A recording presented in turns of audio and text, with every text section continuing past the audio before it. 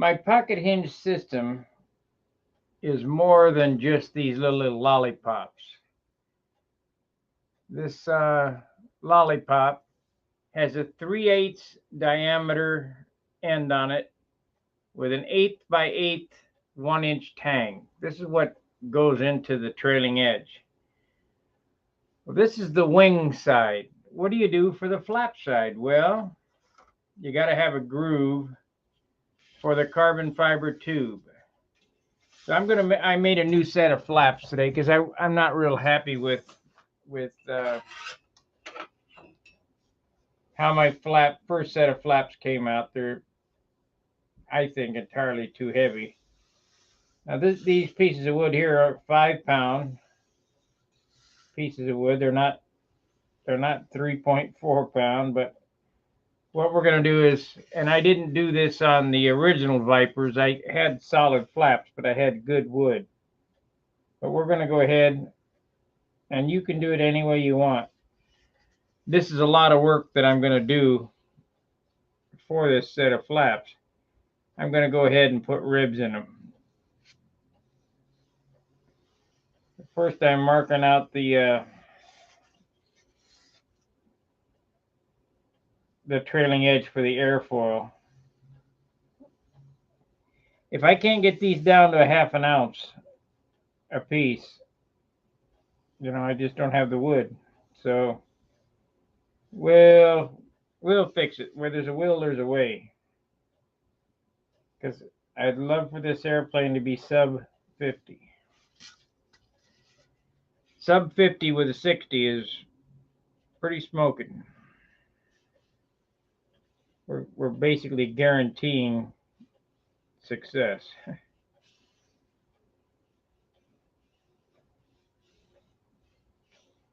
So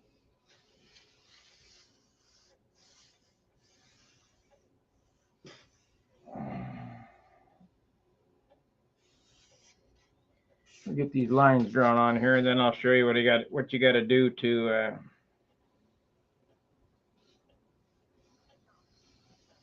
get these things hinged up. Now you wonder what you're looking at here. This is an X-Acto router table. I have a cutoff wheel in this, and it's set off center by a few thousandths of an inch so that I can run it through one way, flip the flap over, and run it through again, leaving enough of a pocket for a carbon fiber rod. And you can get this stuff at the hobby shop.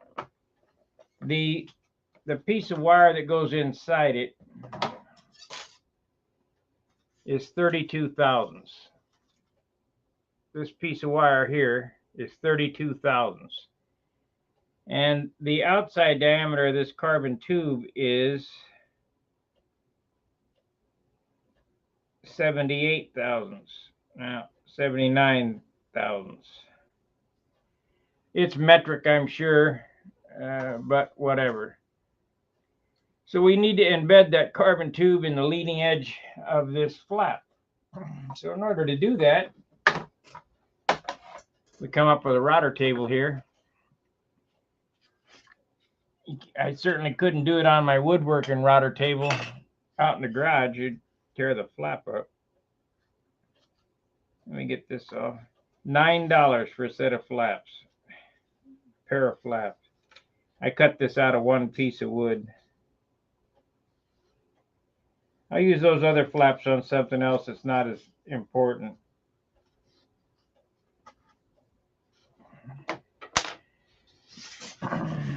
Nothing's set in stone on this anyway, so it doesn't much matter. So let's cut the groove.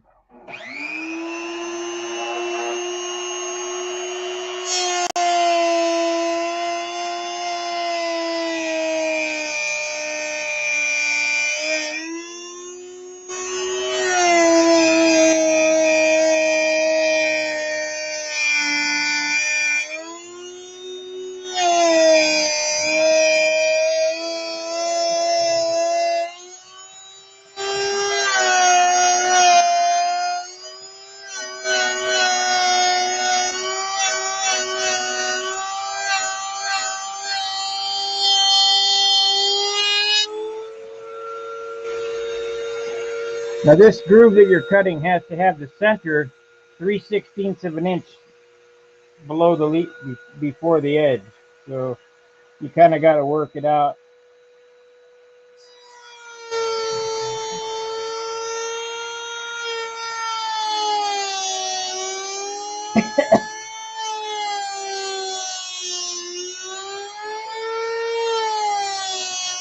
Whew, dust.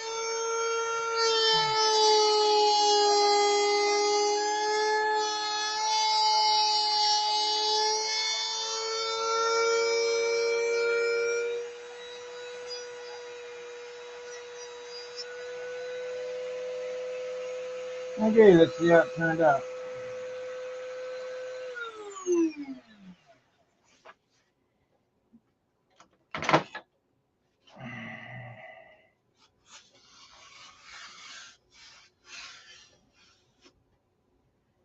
So it runs right down the center.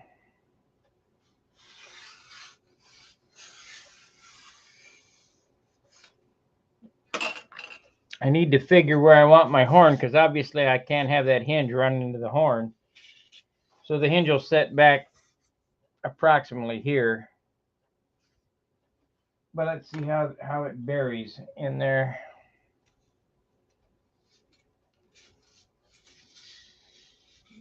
I might have to make that groove a little wider.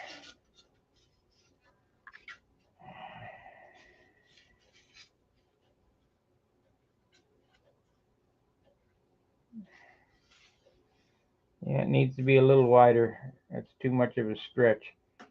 So in order to do that, all you do, because you're running it two ways, is adjust this up or down off center.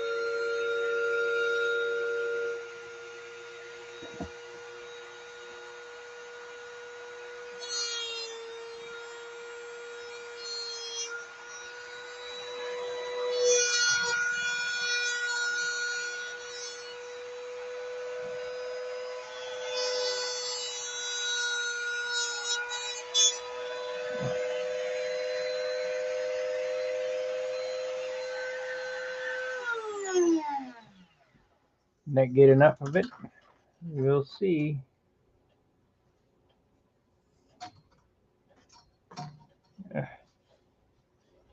Shoot, the wire's falling out.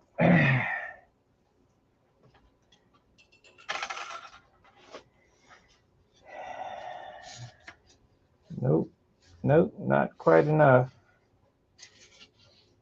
Try again.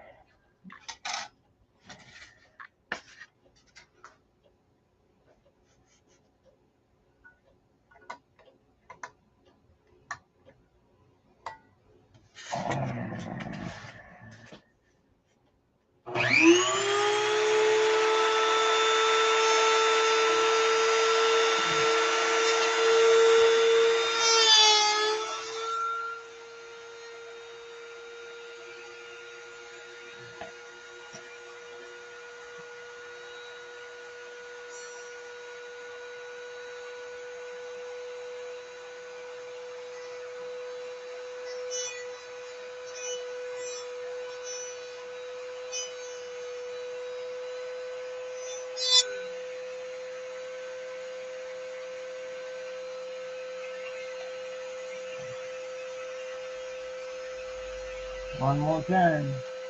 Raise it up. This thing's not holding for some reason. Not holding the setting. It looks like it. Yeah, let's go down then. You know.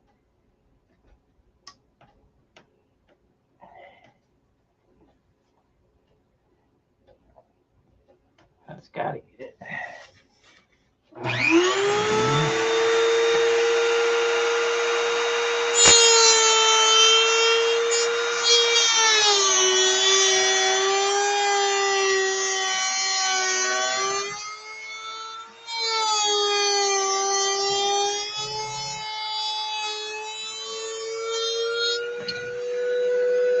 Oh yeah, I got it.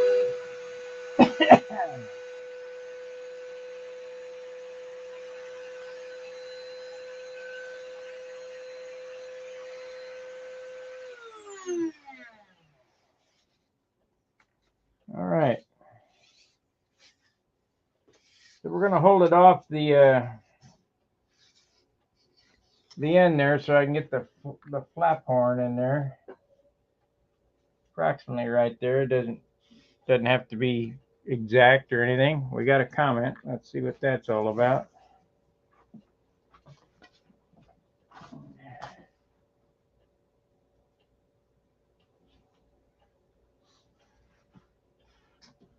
Well, I did one this morning too, at 2 o'clock in the morning.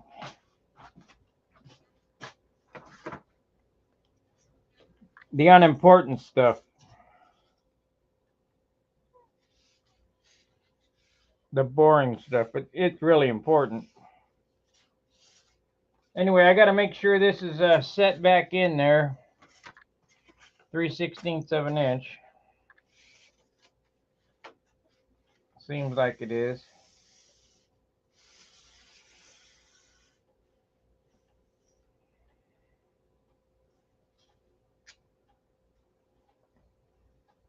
So now we should be able to make a clean cut on the other one because we got it set right.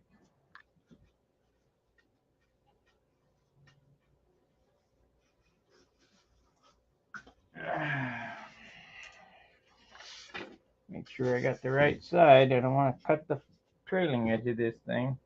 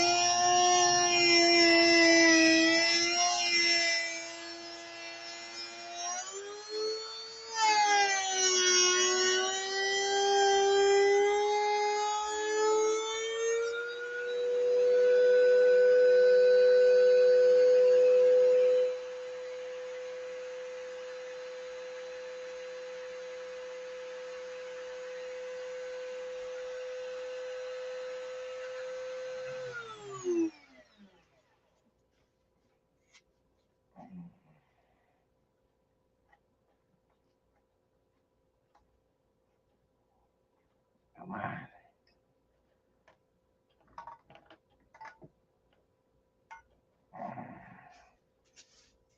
I could pick it out of there, but what a pain in the butt.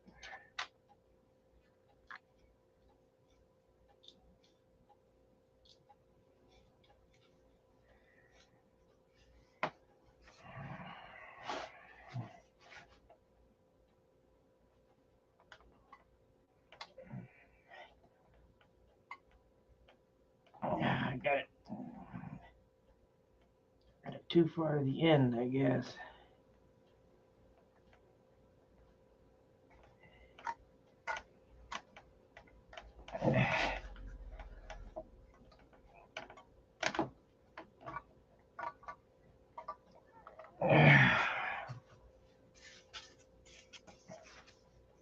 That's it.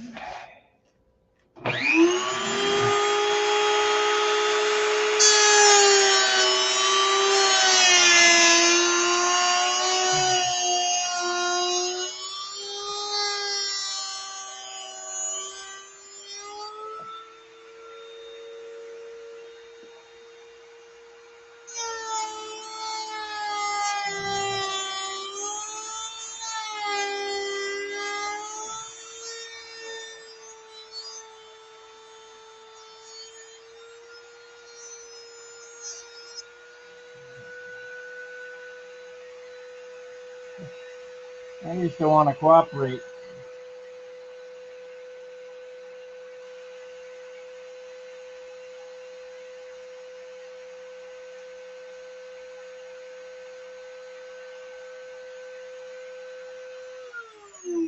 Yeah, we'll work on this one in a minute.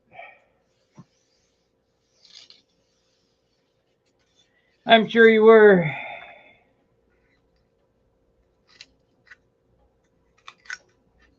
I just couldn't sleep. Well, I got that too wide. It don't matter. We'll fill it up.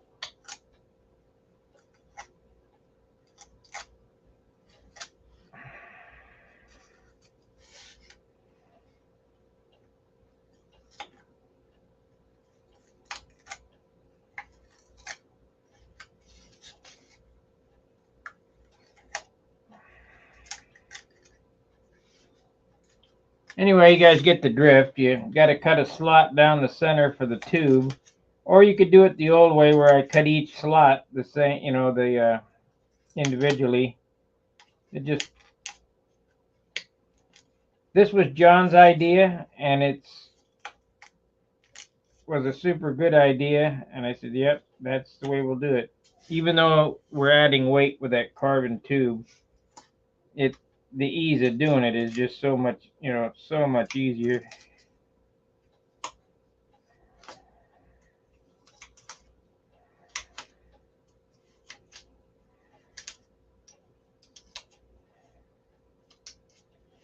The only thing is, I don't know what size piece of wood I'm going to have to use to stuff in there. Probably 2 pieces. Looks like. Okay. So now we need to put this in here.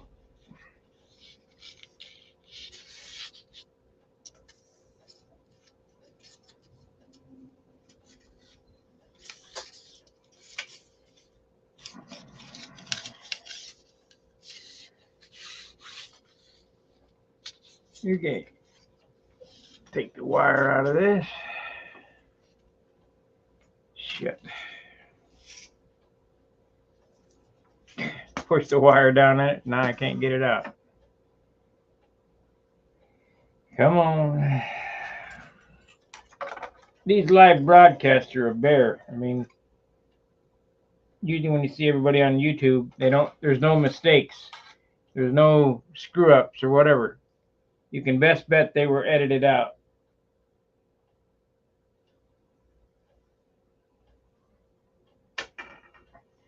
I don't care.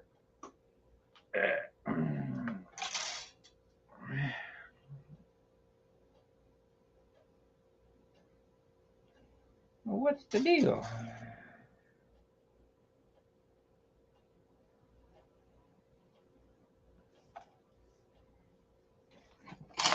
There we are.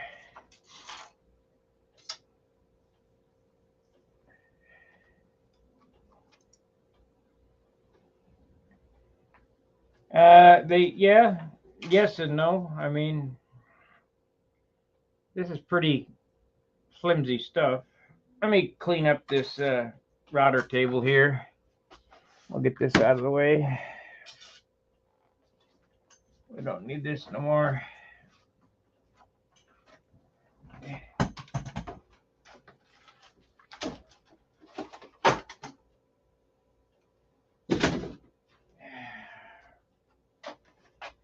Okay.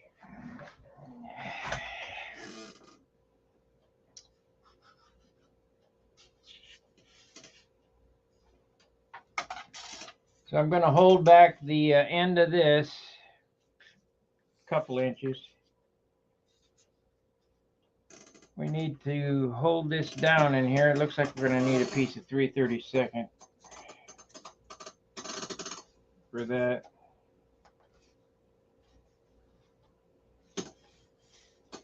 Gotta make sure it's down in there far enough though.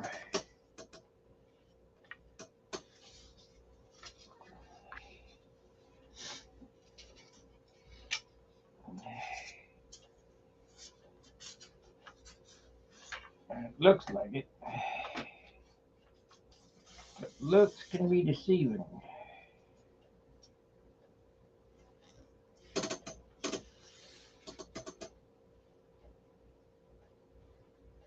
It is.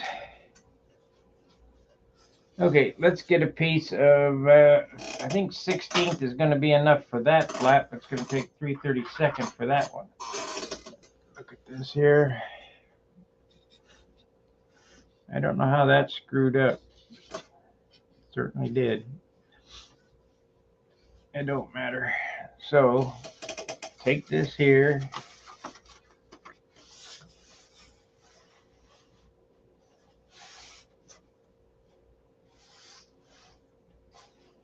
Stick it right there.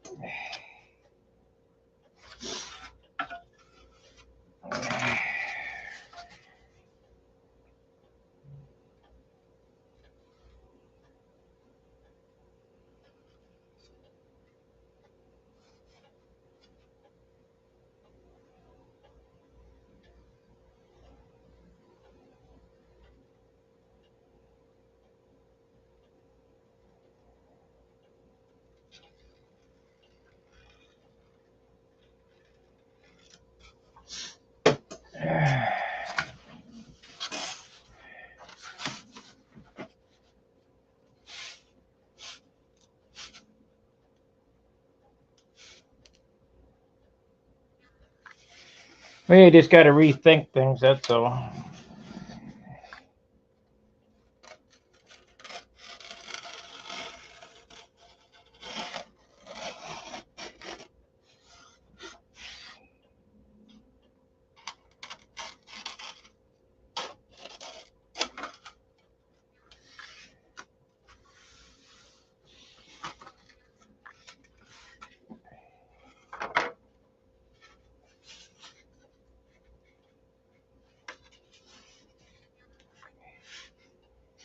And I hope that's in there good enough. Let me cut this off now.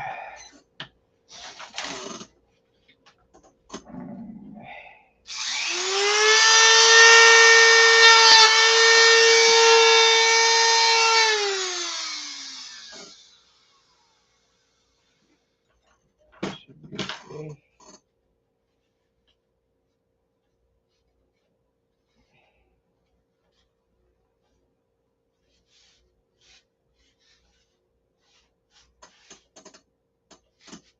That makes it pretty stiff.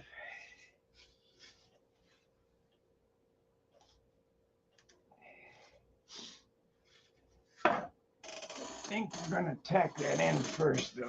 Make sure that it's in right.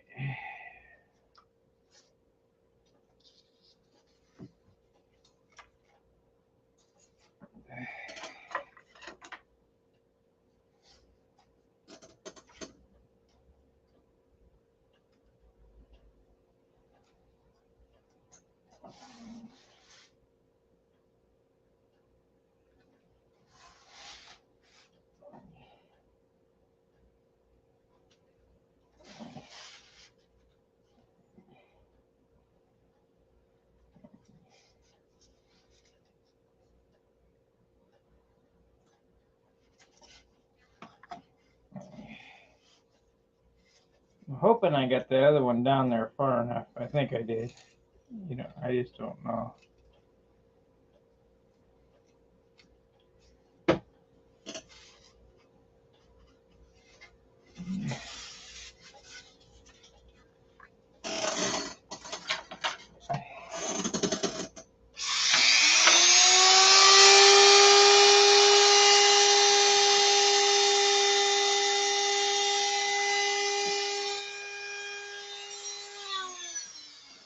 Not like I'm going to have a flat hinge on the end, but I got to get it in the center there.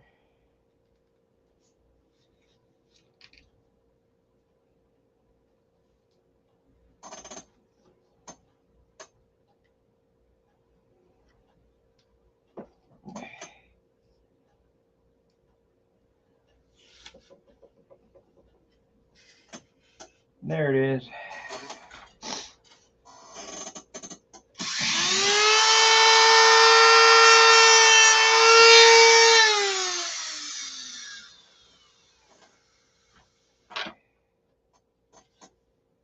Okay, let me get a piece of, well, that's 1/8. I'm going to use that for the, there we go. Yeah.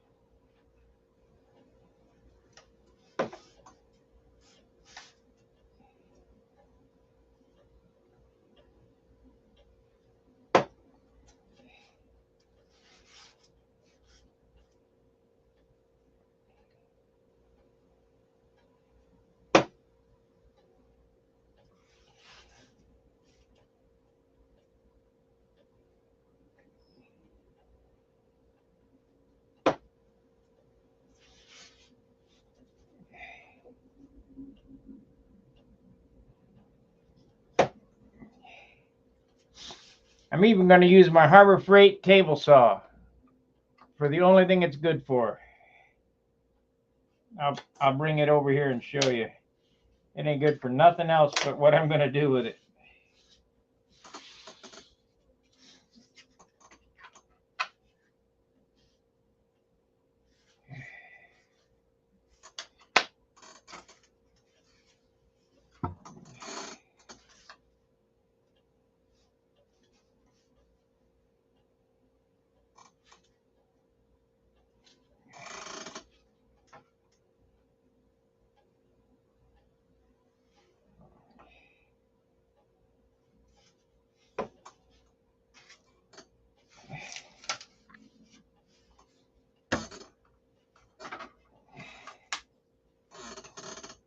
Okay.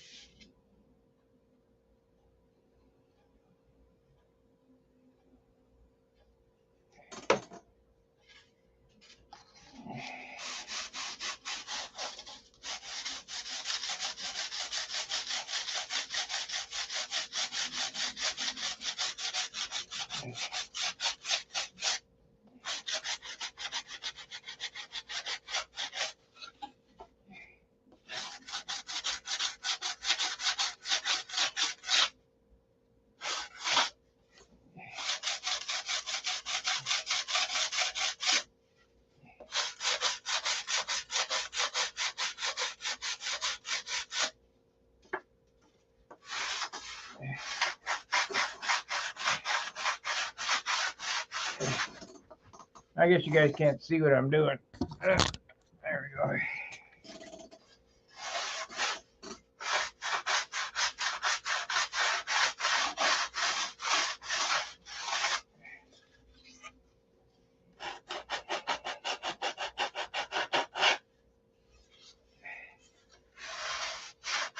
Yep, this was 5-pound wood.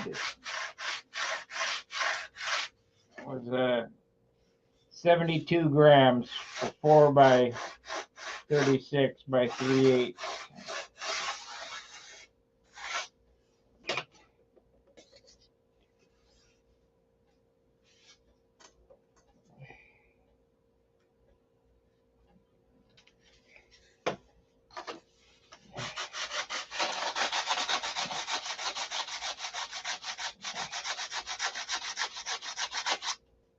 It'll be fine.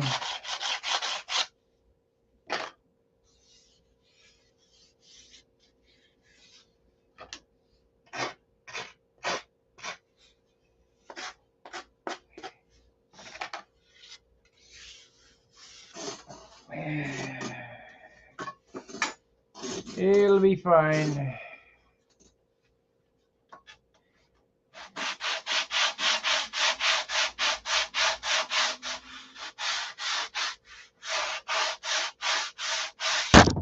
Oh, sorry.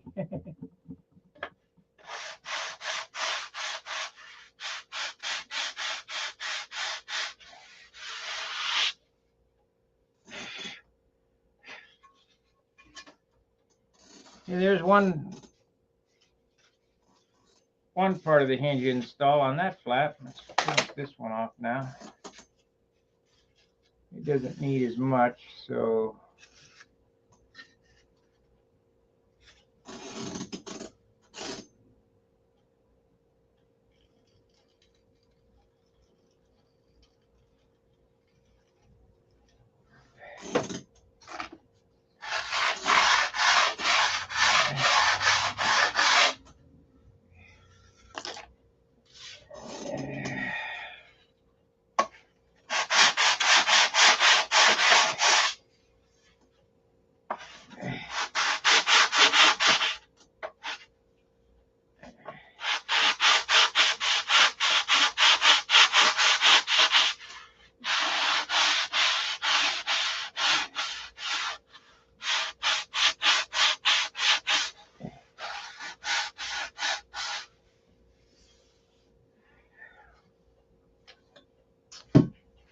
okay, so now I need to mark this for the hinges. So we'll put this up here.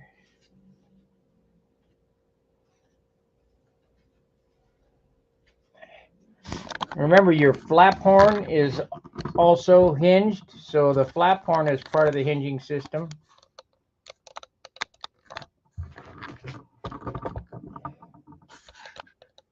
There you go. So I would say that it needs a hinge here. Got to be in the middle of these. A hinge there.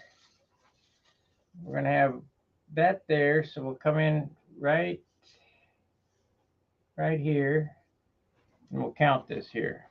1, 2, 3, 4, 5, 6, 7, 8, 9, 10, 11.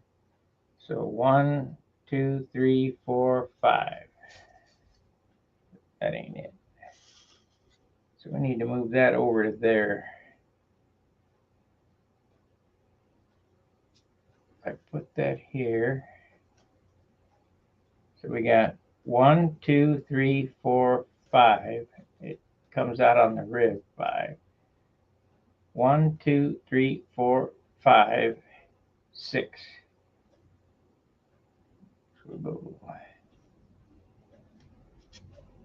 1, 2, 3, 4, 5, 6 right there. Just move it over a spot.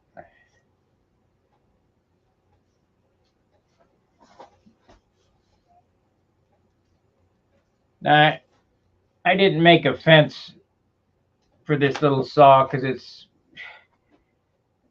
John has a fixture. I ain't got time for that shit. I just hold it up there perpendicular and zip it off. But I'm going to do that. This is the only thing that this saw is good for.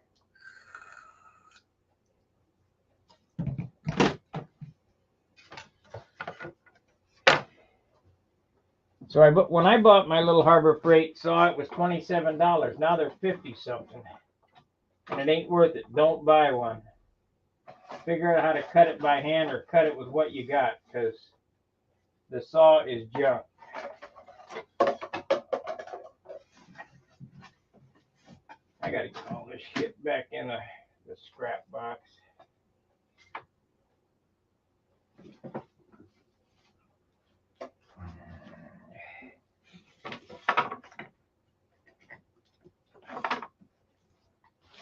So this is a Harbor Freight Mighty Mike whatever saw. Has 0 power. I've got it set to just a little over 3/8 of an inch deep. That's the diameter of the hinge barrel, the hinge lollipop, so to speak. Let me get this out of the way so you can see. Get this out of the way. So I've got these spots marked. I'll turn this on. Oh.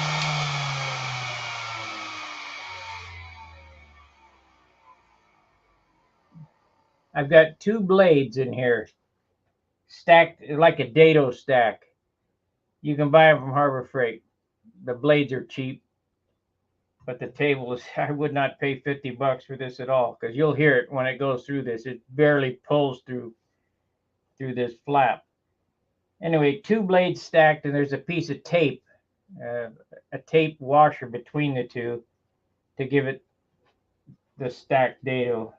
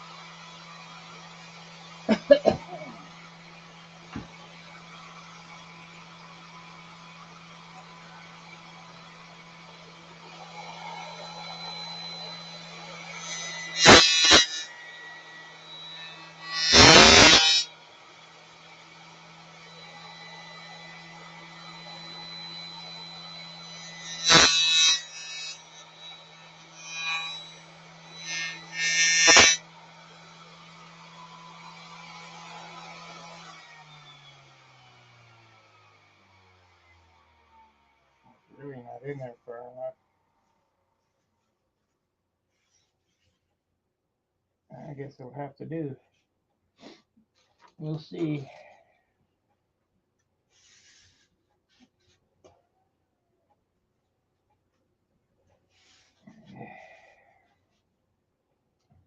I don't have eyelets in these yet.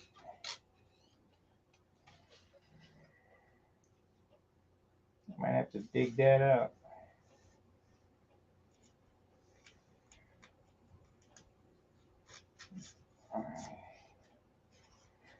God, Matt.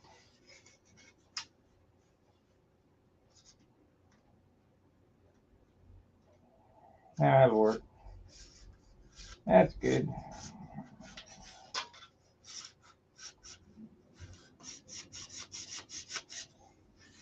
There's something on that wire.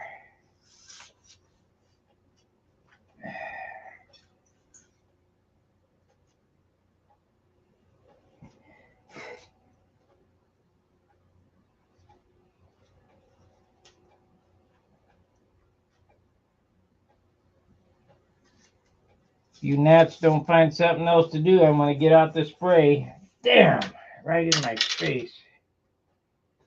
Okay.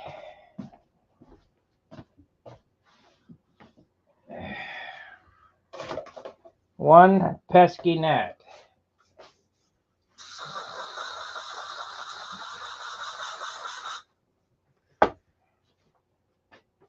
Jeez.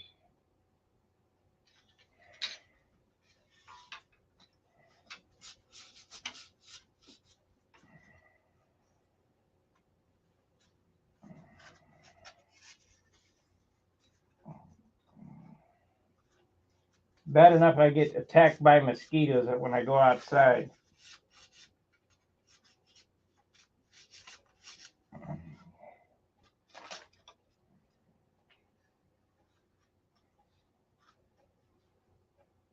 There you are again.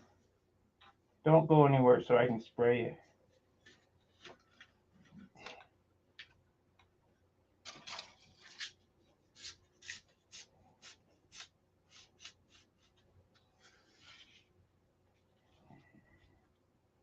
I'm going to have to straighten that one up. I'm going to have to...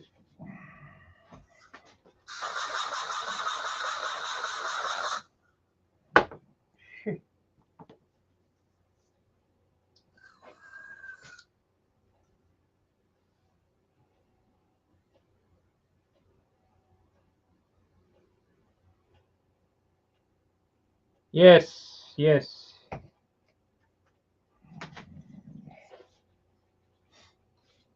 Except I don't make them removable. But yeah, you can. I have one that's removable.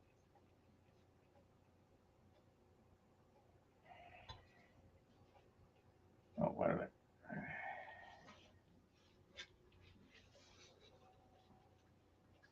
Yeah, come on. Here again, it's lost. Lost in the pile of crap. Oh,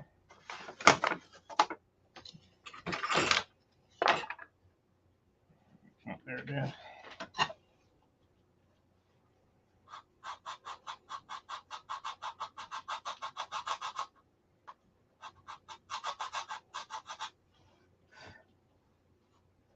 There it is.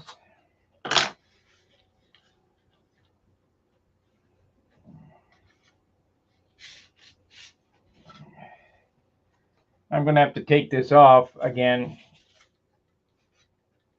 just so I can put the bushings in these eyelets, or the eyelets in these hinges, but you guys get the idea.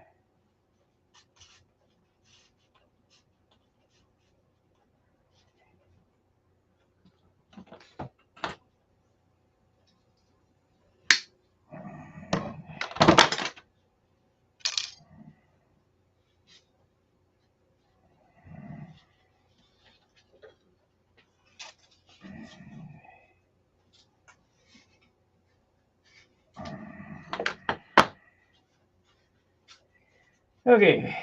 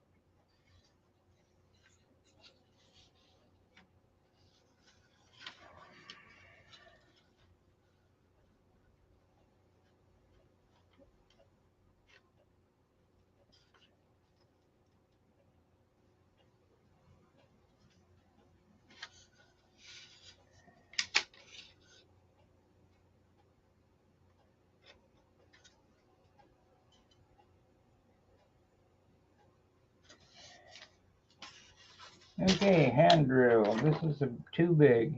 This is 5/64. That's ball driver. Where's my 1/8 inch? There it is. Now remember, there's a line on the back of this so that the hinge will be lined up perfectly.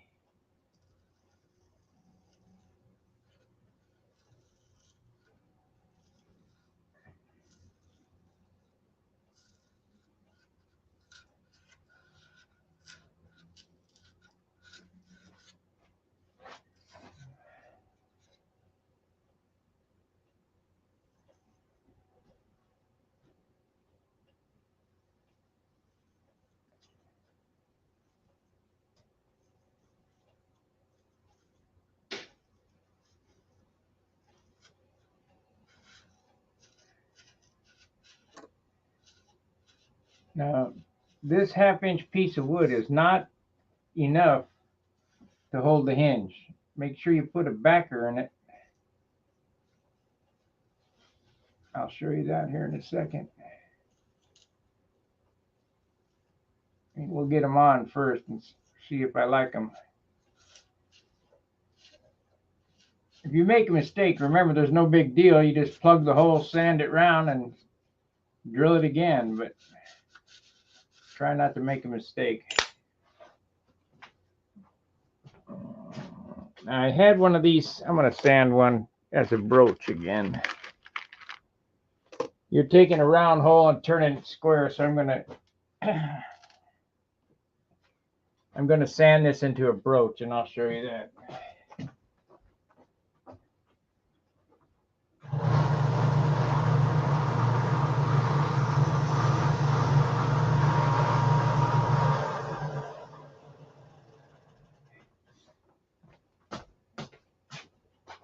Now this is exactly like metalworking. I've just taken the hinge and I've angled it off like that. They broach metal the exact same way. So if they can broach metal, a round hole, and turn it square, we can do it in balsa wood with ease.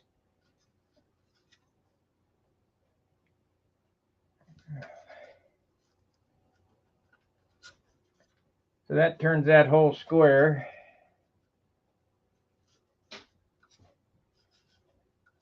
Hold it perpendicular to the bench. Stick it in.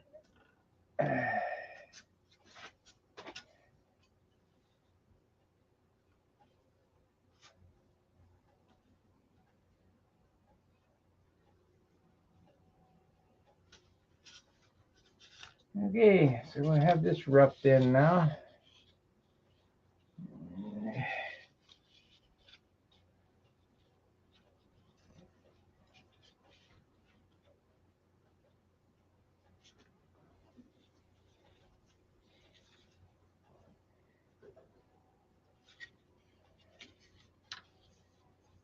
First time getting them on is always a pain.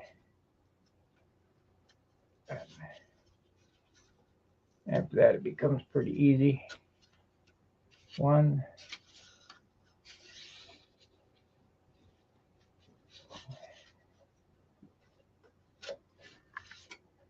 There you go. Easy peasy. Now that needs to be sanded out. I gotta sand this shape here and sand the leading edge and then sand the trailing edge.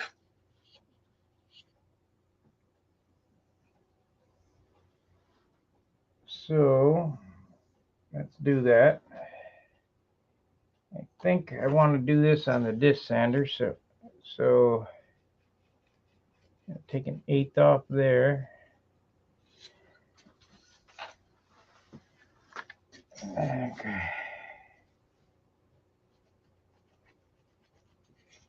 Why can the pen never write when I need it to write? Oh, let me get this other one.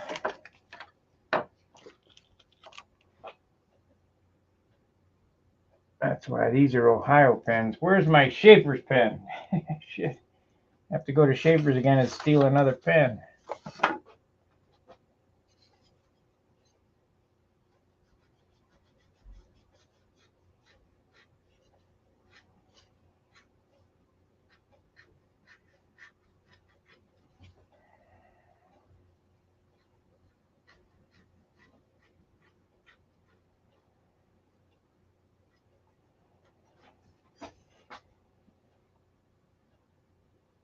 That looks good. Hey, give me a second on the disc sander. I'm going to get a disc sander today, a 12-incher. I'll put it over here. That'll be my favorite tool. They got it back in stock at the freight yard. But I gotta take the hinge pin out, otherwise it'll make sparks.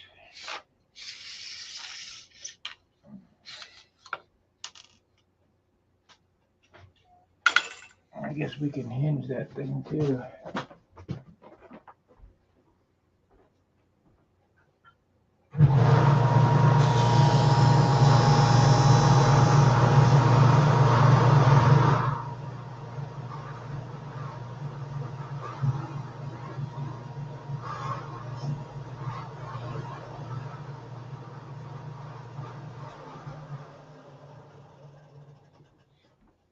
See, I need to hold that off.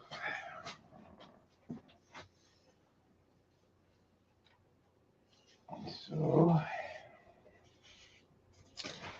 you'll notice I drew it, but I held it off 1/8 of an inch because we got to taper it down. I don't want to. If you sand to the line, it'll be short when you taper it. So you don't want to do that.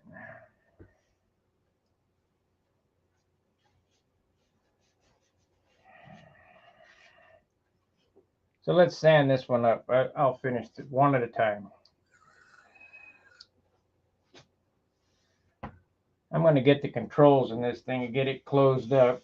I want to get that covered tomorrow. So I need to get some dope on it today.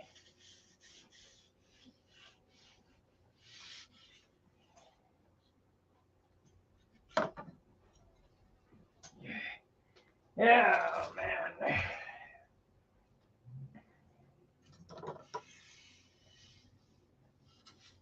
That one there got kind of wonky. Kind of wonky. I don't know how that happened.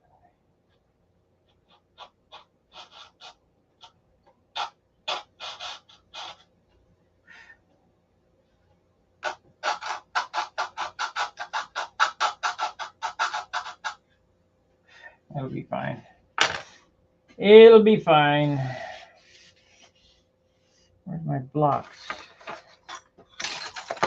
Over there, hiding underneath the mat.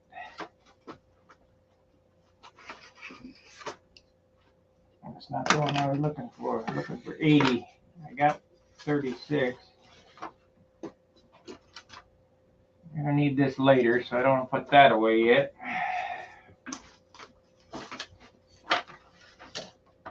Too much shit on the bench. There's one. There's an 80. I'll use that one.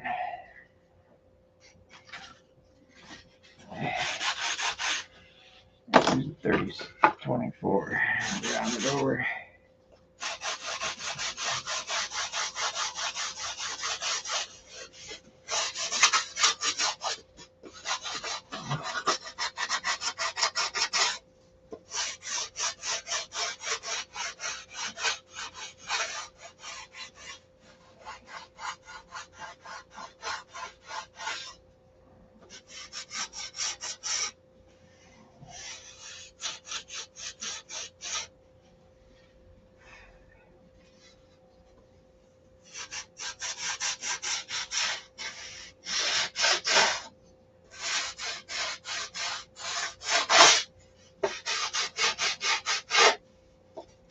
This is Bud Nosenwood out of my stash.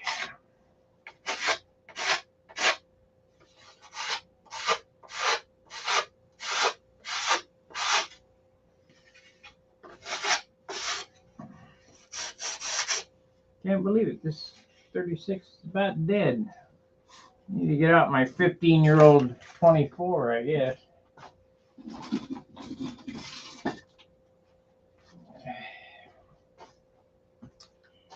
This is more than 15 years old. This paper here is probably 20 years old.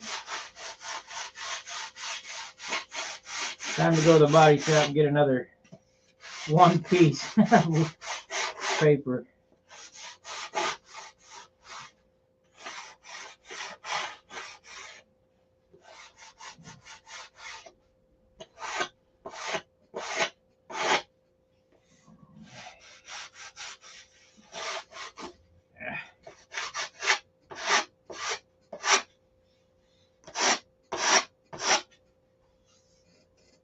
Yeah, a long way.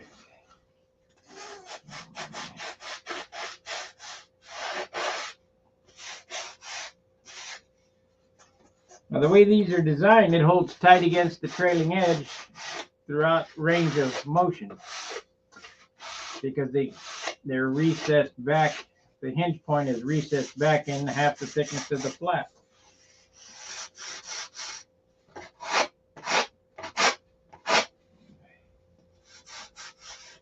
I don't know why I couldn't understand that 20 years ago or whatever. But I didn't.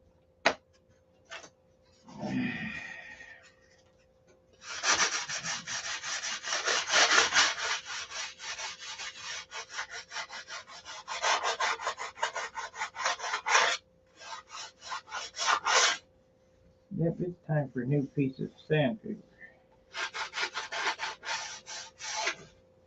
You don't have any more of this.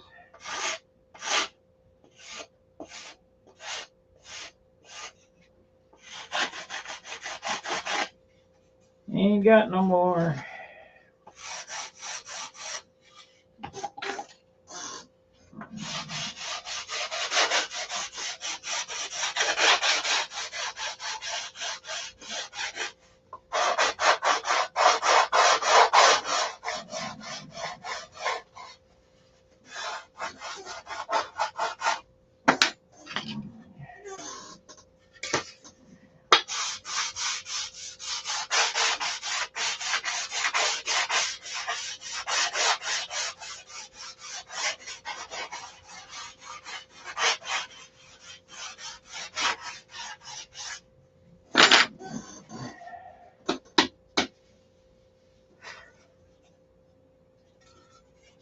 Okay, now let's start the taper.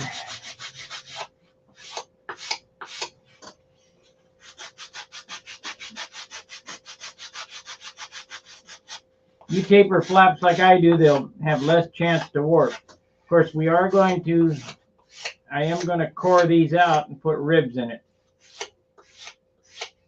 Because I just can't get that 1/2 ounce that I'm looking for. I swear my flaps always, when I got wood, come out a 1/2 ounce.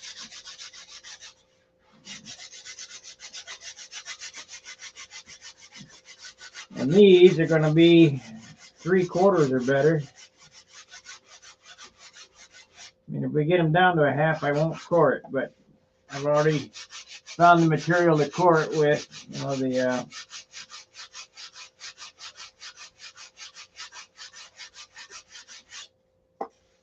the stock that I'll use to do that.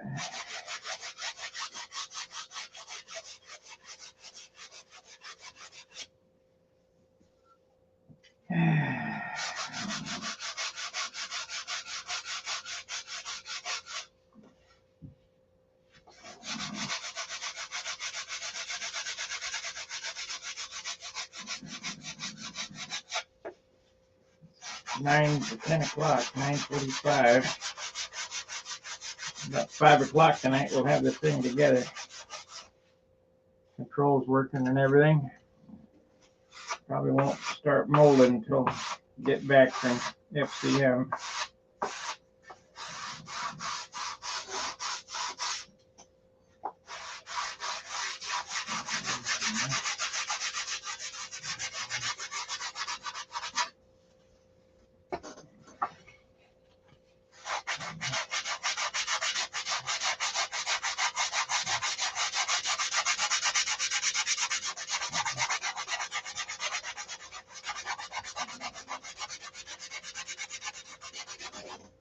Ah, you probably can't see what I'm doing here.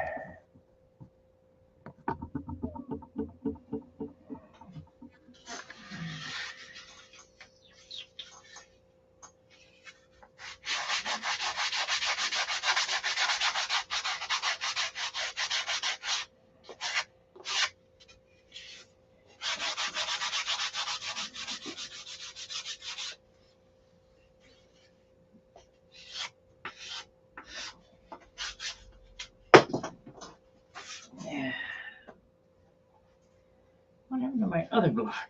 Of course, this one's working. Ah, shit. Time to order some more sandpaper, some more 80 and 320, I guess.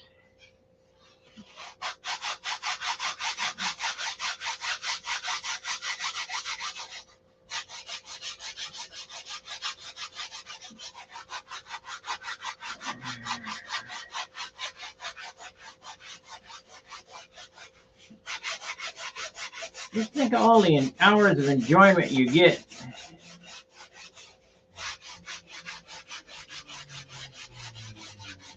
Out of a roll of sandpaper. At least I do.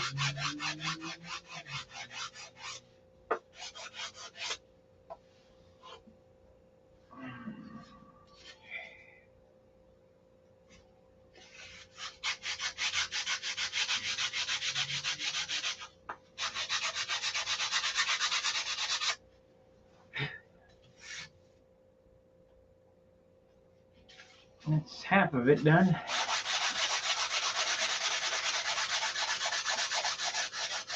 Flip it over to the other side.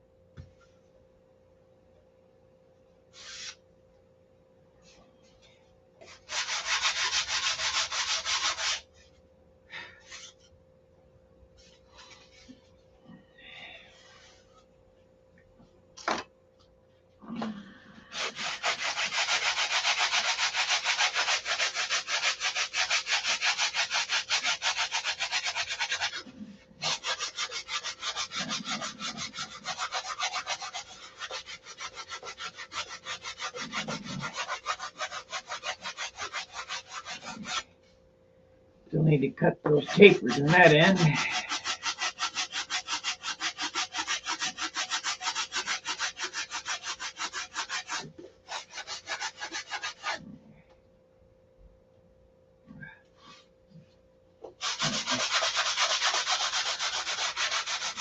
All I'm doing here is moving material.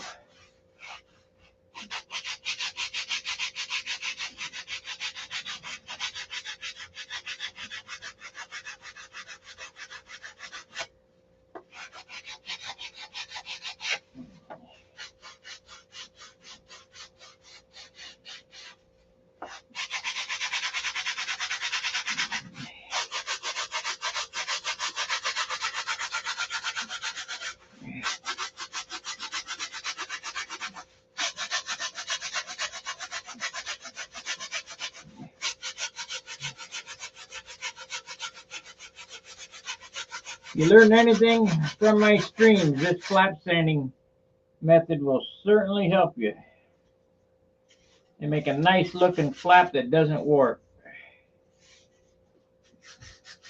And flat plate sanded crap things are terrible.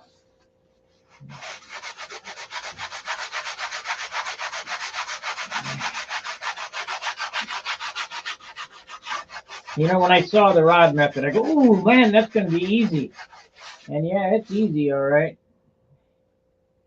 And I did it for a while till I had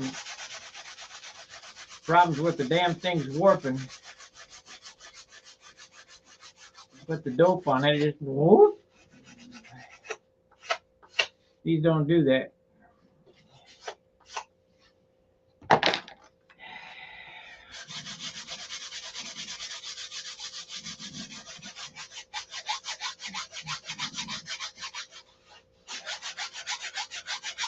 And they look nicer when if you do it right, you know, sand it, get all the scratches out.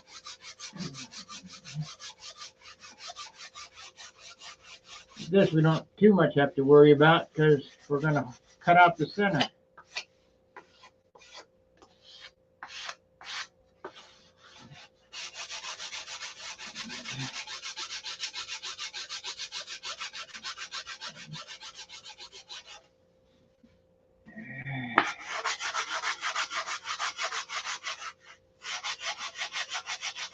I want to get it close first to see if I can get away without cutting the center out. This airplane can be a bear to finish with all these ribs.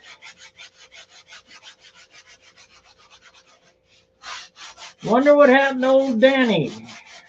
Danny fell off the planet.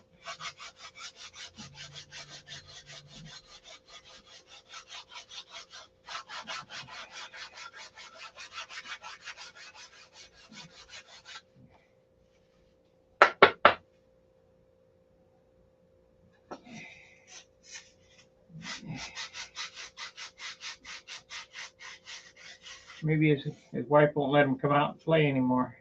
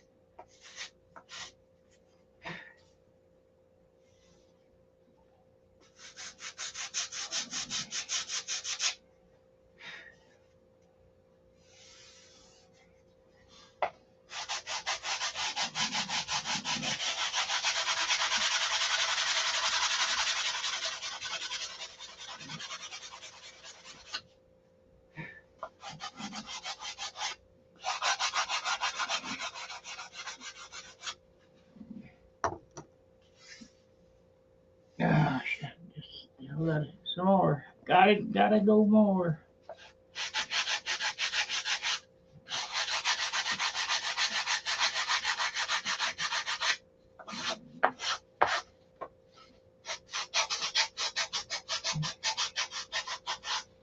Now, if you use half-inch flaps, you can really make them look nice, but you can't get no good wood.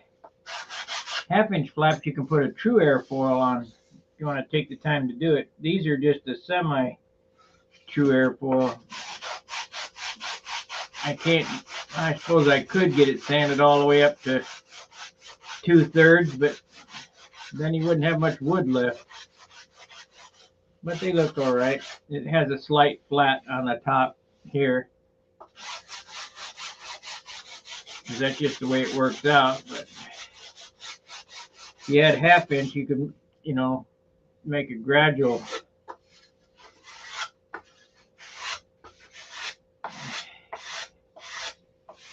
When you look at next time you see my airplanes, look at how the flaps look.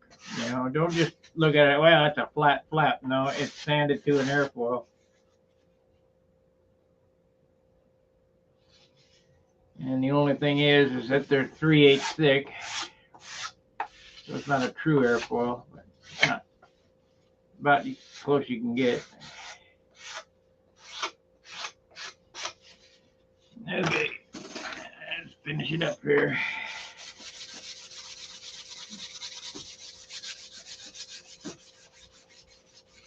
So we went from 24 to 36 to 80 to 150 here. Then before I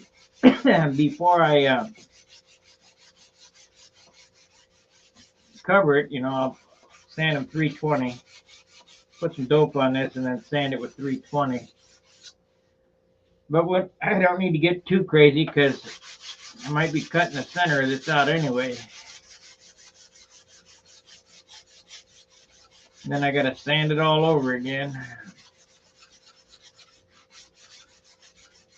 But we're going to do something here. I do not want to have 1 ounce flaps.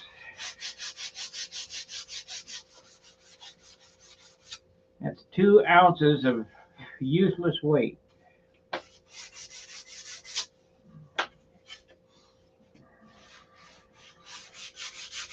And if it was Al Rabe's airplane, it'd be 6 ounces of useless weight. My flaps are 3 ounces apiece. Yeah. Gotta have fiberglass and carbon and plywood. Shit, Al, just machine them out of aluminum. Al was a trip, that's for sure. But you know what? Nobody got as much out of that style of airplane. He could get the most out of, the most with the least, because that wing was tiny, tiny, tiny compared to the airplane. About a third of the size it should have been.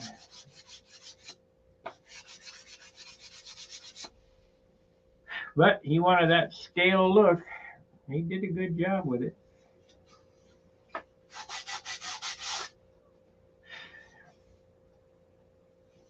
Got kind of a little hole right there.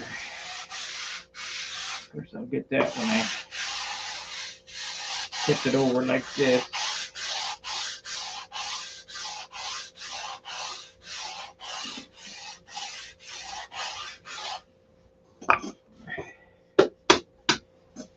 Okay, let's weigh it up. If it ain't a 1/2 ounce, it gets cored out.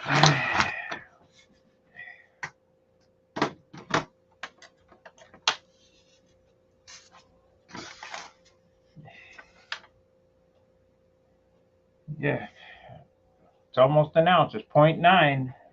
Let's see how many grams that is. I need a new Harbor Freight scale today. 27 grams. So, wouldn't make any in performance. Just makes it looks, I think. Billy did an experiment on his Juno with big, thick airfoil flaps. He said it made no difference.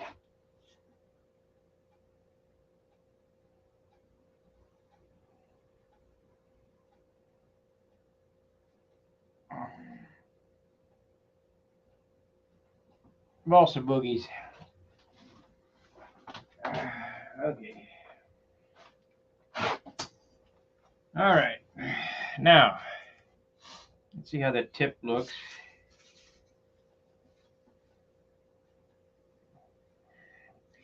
You see what I mean? If I would have sanded to that line, by the time I airfoiled it down, it'd be off. So leave it back 1/8 of an inch and then sand down to it, because we can always dress this up. And let's see here. Got to have perfect fits. What's off here? That's off a little.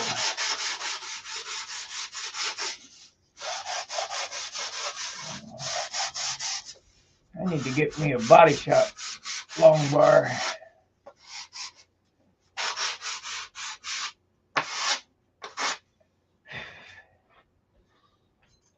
Body shop long bar.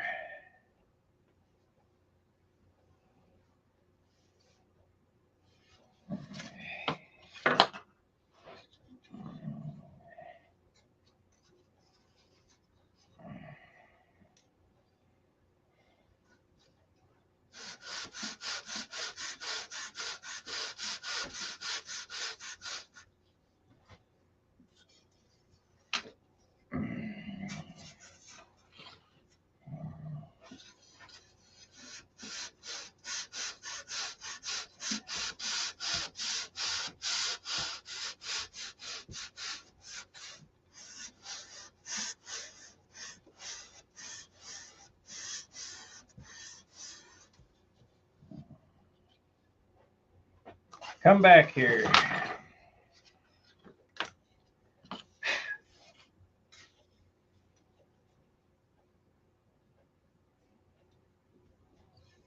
So it actually needs to be sanded right there. Needs it right there.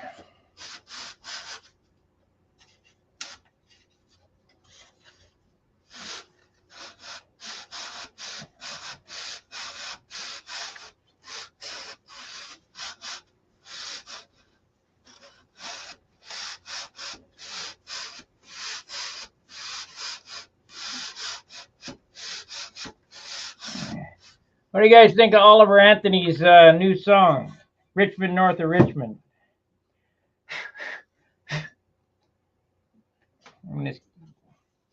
don't want to hear it play over and over again, but boy, it sure tells the truth. It tells me that people are getting finally fed up. I hear they're trying to do a wealth tax to tax you on your home. So not only are you going to get property tax, but you're going to get some type of income tax on your house. That's when the shit's going to hit the fan. You already don't own your home as is.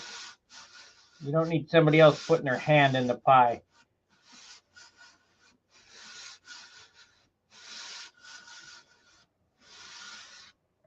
It's going to start to piss me off. You battle on, game on.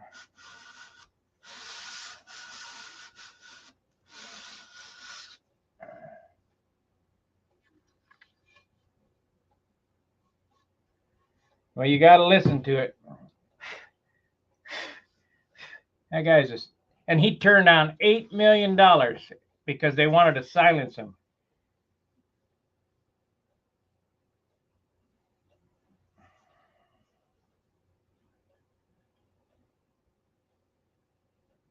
I don't know if I could do that. That's real conviction.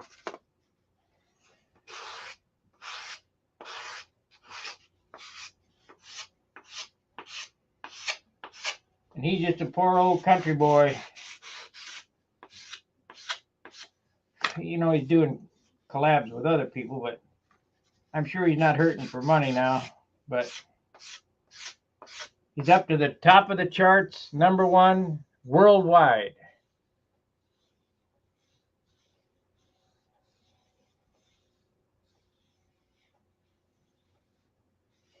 That's exactly right.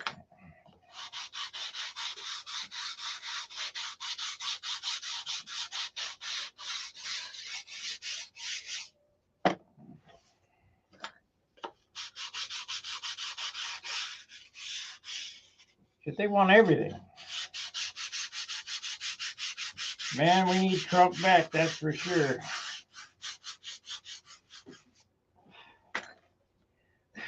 Got to get rid of these knuckleheads up there.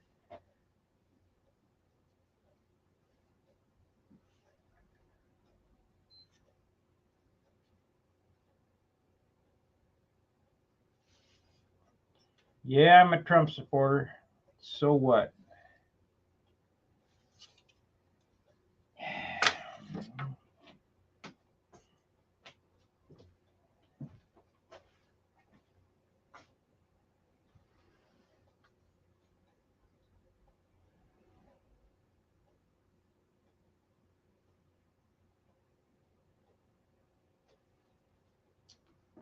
Well, it doesn't matter what particular horn you use. This is an 1.25" horn. 1-to-1 is 3/4 on the bell crank from the pivot. That's the distance between here to here, 3/4. And you're getting the torque with this, and you want 3/4 on the elevator horn. That gives you 1-to-1. I use the 1.25". They have them 1.5" too. I have this. This is what I've come up with for a bearing block for inside the fuselage.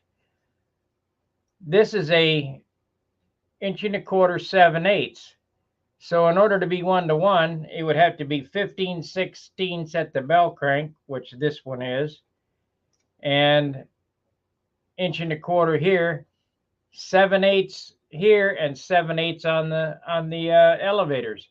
But I'm going to run 3/4, so I got more elevator than flap. It's on a slider anyway. I made that slider nut yesterday.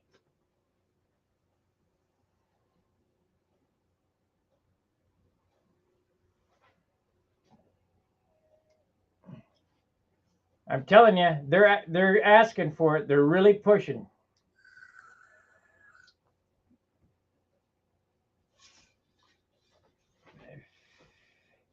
They got no idea that the masses have awoken on this woke ideology in schools now. If they try to tax houses as I can't remember what they call it, unrealized gain or whatever, that's when it's really going to hit the fan.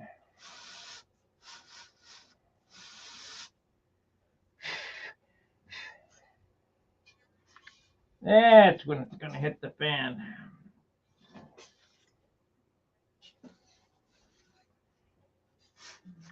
And what makes it bad is that no matter how you vote, they do what they want to do anyway. Oh yeah, we won. No. You ever notice how a school levy always passes, or a road tax or water tax or whatever? Yet you talk to everybody, I didn't vote for that. Hell no, I didn't want to raise the taxes on that. Yet they always, and I ain't got no kids. Hey, tell them to get a job.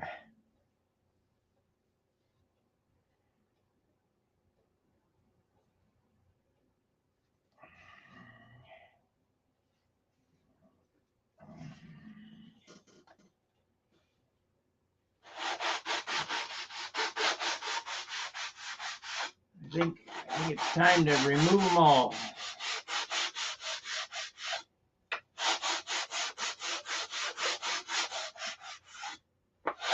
Now these things I'm doing here aren't really exciting. But for a super clean, super nice flying model, it's pretty important. Finally, the free flight guy invited me to his challenge, but I'm not gonna bother with it. If he'd had done it when he started, I'm not going to Facebook. So everybody knows that I ain't doing Facebook. You can have that CIA operation all you want. Mark Zuckerberg ain't smart enough to make that. That was a DARPA.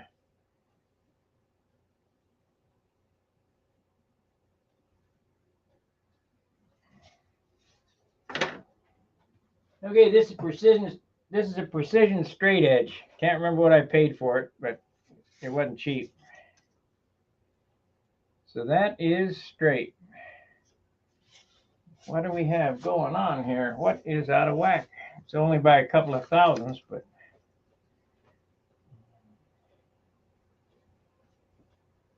it looks straight there too. I guess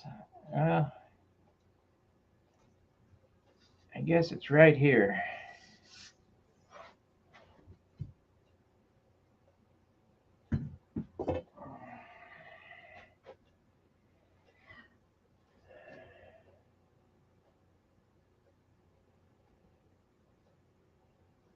Yes, 1-to-1 is what you want to start with. Light airplanes can go more, can go faster on the elevators. Heavy airplanes need more flap, so you run 1-to-1 or greater. You might need more flap than elevator on some. But what that does, it puts air brakes. When you give it up, the wing stalls.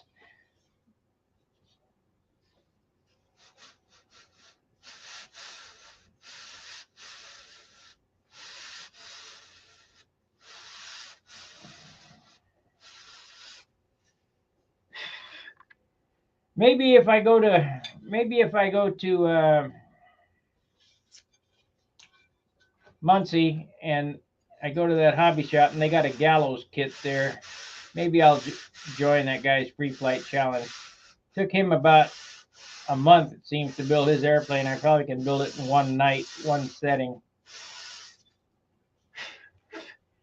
and use dope on it too.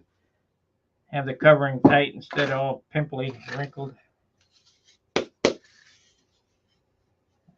I got some. Oh, it's really close. That's really close. I got about a 64th of an inch gap out, that 2 inches out at the tip. I don't like it. It looks.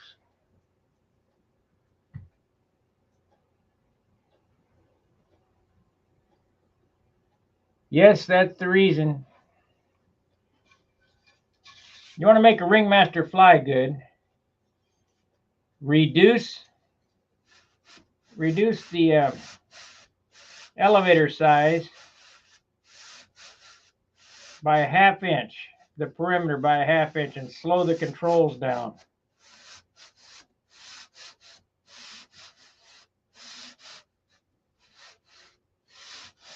Because that big old stabilizer or stabulator or whatever you want to call it back there acts as an air brake. Could also make it tail heavy, which is pretty hard to do because there's nothing back there. I think after I get this done, I don't have a God, that's so cool. I'll just let it go.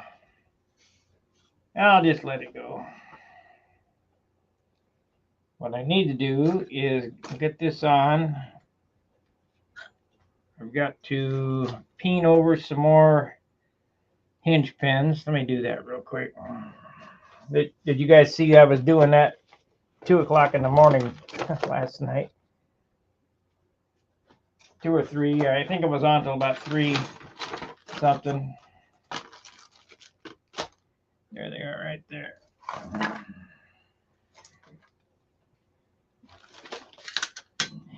Yeah, anybody gets a chance and hasn't heard Oliver Anthony's song, Richmond, North of Richmond, is the name of the song. It will hit home. You'll know exactly what he is pissed. And it went to the top of the charts worldwide. First thing about it is you can actually understand what he's saying. It's not sabalabadee abadoo bababee. It's real clear. He's singing in the woods with his dog. Some kind of guitar. I'm not a musician, so I don't know what kind of guitar it is, but it got a steel face on it. Sounds really good. He's got a hell of a voice.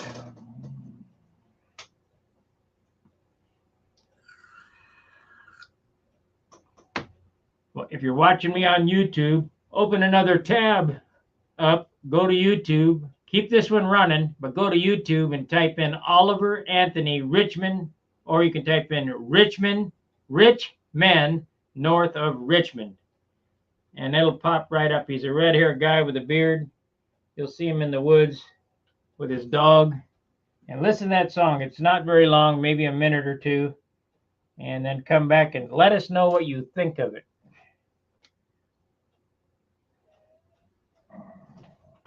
Because it's taken the world by storm.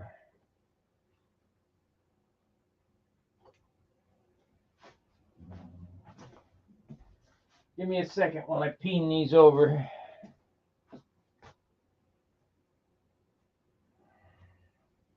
So you can do that now. It's a resonator, okay.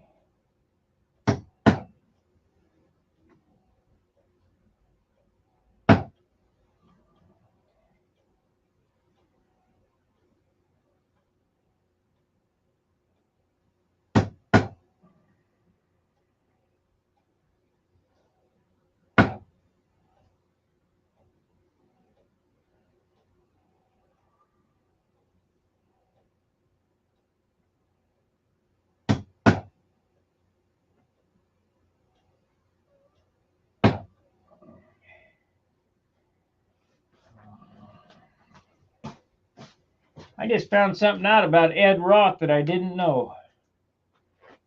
I knew he rode with the Hells Angels, but I didn't know that he was a Mormon who lived in, well, after he got out of the Angels, he was a Mormon. He moved to Mentor, Utah. I lived in Utah for a while. I didn't know he was there.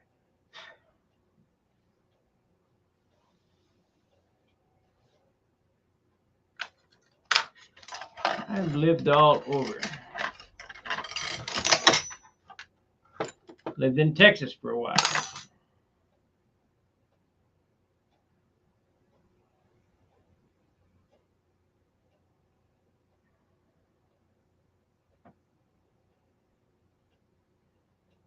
Well, did you guys find that song? Richmond, north of Richmond? Should be over by now.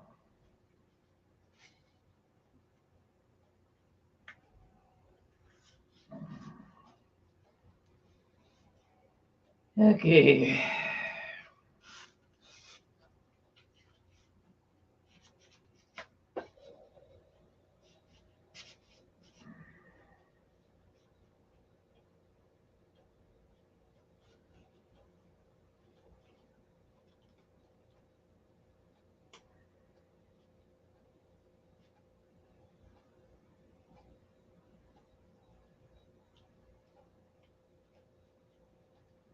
Come on.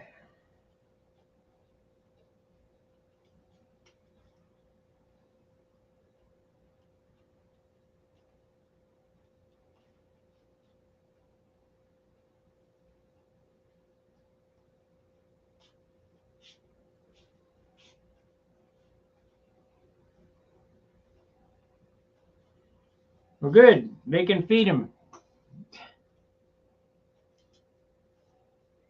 You know, these politicians, let me tell you a story. I think it was back during the Jefferson days or whatever, when they talked about helping migrants or immigrants or whatever you want to call them. They wanted to give them, I don't know, $10,000 or whatever. And they asked Congress, how many of you will give up a month's pay to help them out? You know how many did? None. If they want to help these people so bad, let them pay for it themselves. But that's a bad thing. That their money came from us.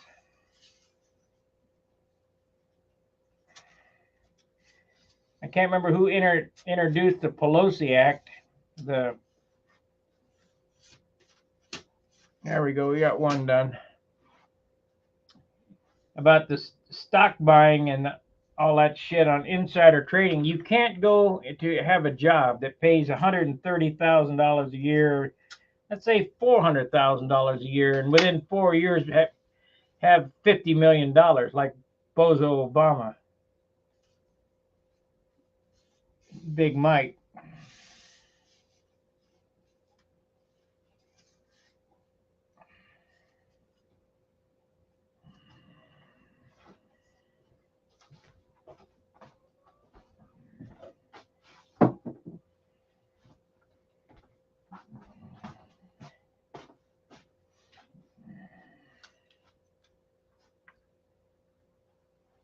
So I guess, Michael, you're in England, if you know about RAF, or Canada.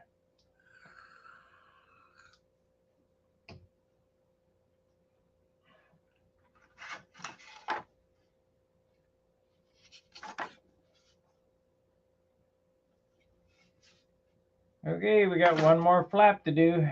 Oh, let's go ahead and cut this open. Yep, UK, yep.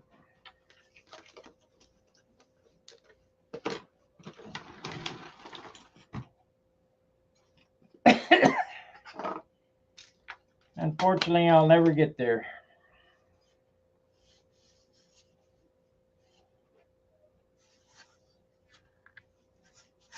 Unless a miracle happens. I don't know why I'd go there. I don't know anybody there. Okay. So, Steve, figure out my wing area, would you? I don't believe it's 6 something. I think it's closer to 7. The total distance across the tip or the root at the flap is 15 inches. That's 15 and a quarter. The total area across the tip is 11 and a half.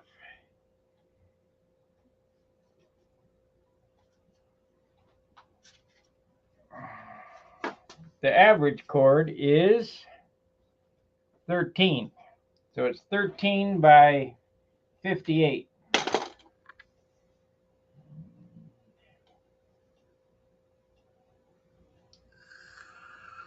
It's way past time, Alan.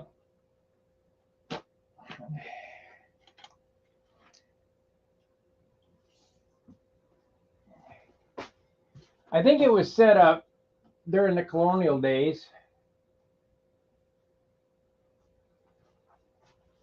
Yeah, it's a big wing. It's a big airplane. I think it was set up in colonial days that you would go and serve one term and not even be paid for it. You know, public service. Well, since when do you get paid for service? Like Trump, he didn't take no money. He came in a millionaire or billionaire or whatever the heck he is. These guys are ridiculous.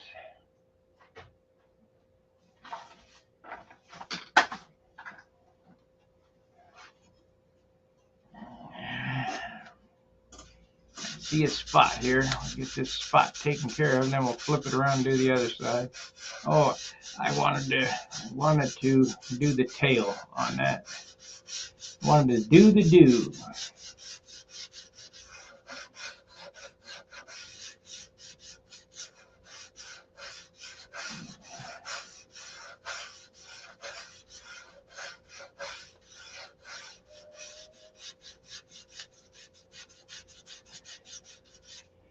So think what it's going to fly like. What's the wing loading? 775 square inches at 50, let's say 55 ounces, but I'm hoping to hit in the under 50. We'll leave it at 55.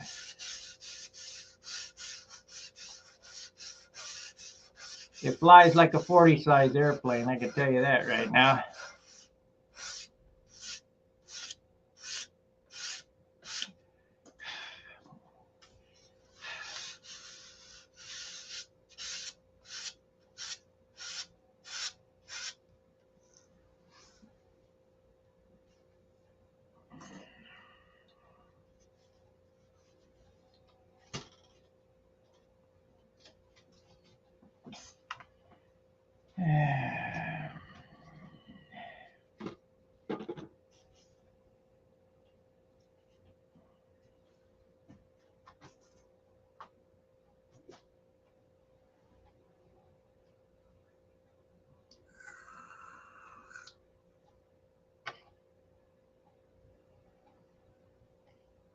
That's exactly right. What's going on? There's got to be something going on.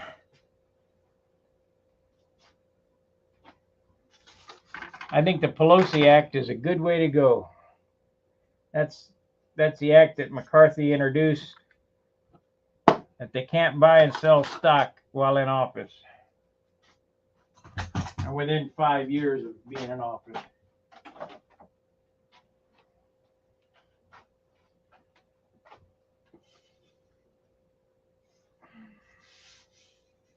Okay, we want to cut that. I want to cut that out. I want to see how much I can make it lighter. We're going to start right here on this one, right here. We'll leave the tip. We'll leave the tip pretty solid. We'll start right here. I need a quarter.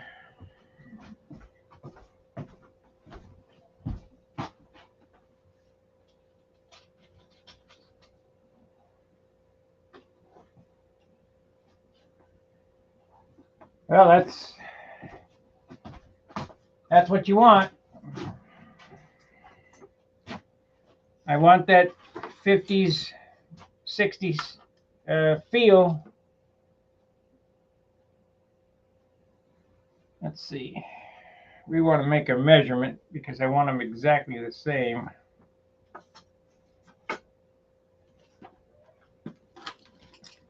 And if you think that light airplanes don't fly in the wind, I let Charles, my airplane, my Junar, which is 58 ounces, with a wing similar to this size, I mean, it's not quite as big, will fly the pattern upwind with no issue. Ask him if that happens, and then ask him how it flies, because I let him fly that for the Nationals one year.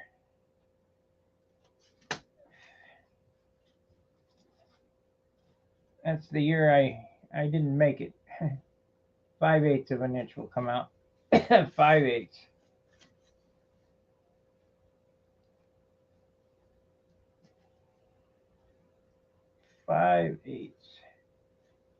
Round that over. And then we'll taper it off. I just had it in my hand. There it is. Nope. How could I set that down and it disappear? But it did. Oh, it's right here. That's why.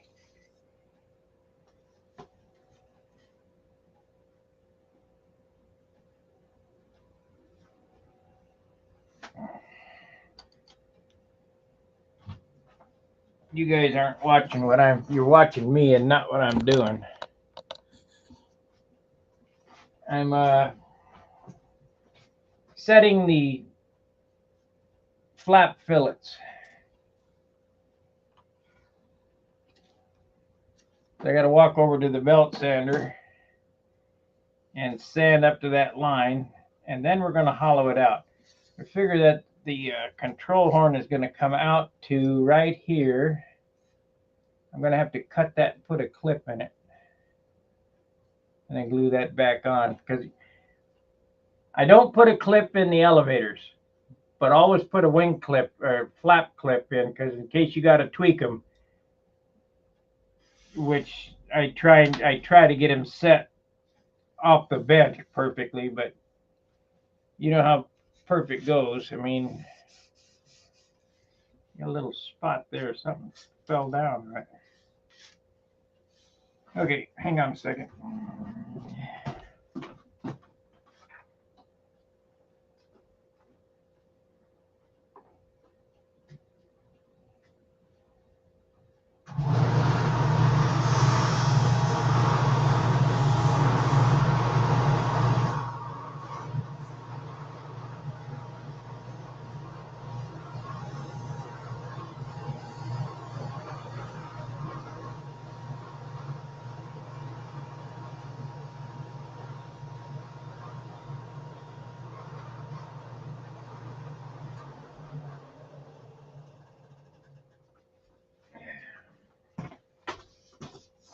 Yeah, I'm gonna go pick up that big 12-inch disc sander today.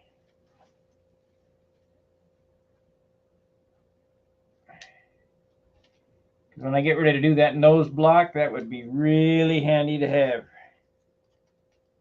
I only got a little 6-inch here now. I'll take that 1 inch, I'll draw it out, take that, I won't even have to plane it, I'll just grind it off. Okay, that turned out good. Now, so we got, this is going to be the clip. We want to come in one here.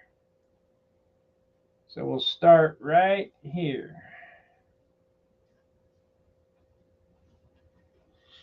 Now I got the circle template over here.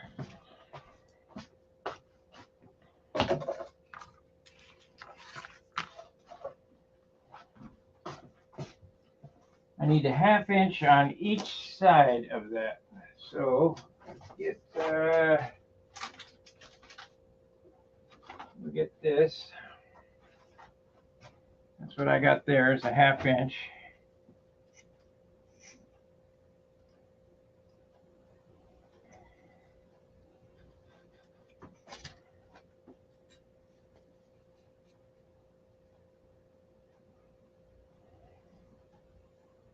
I think I want to hold it up 3/4 on the front. So yeah, I want to hold it up 3/4. And it doesn't have to be perfect, just eyeball.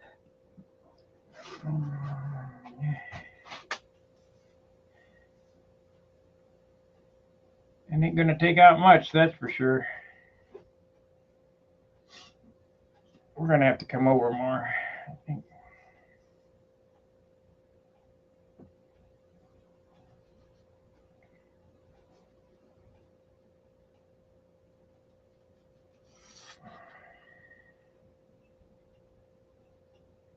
I don't know, it could take out some. But I think I'll come over a little farther. I'll come over to this one right here.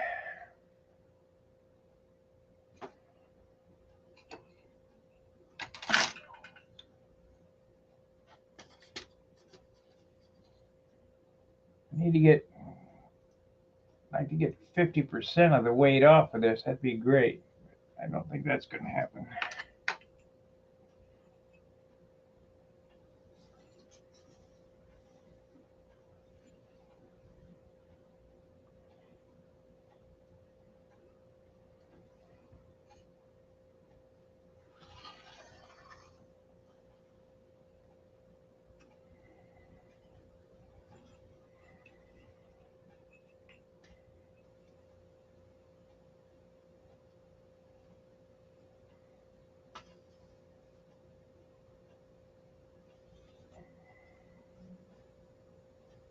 So how many of you guys went over and listened to Oliver Anthony's Richmond, North of Richmond?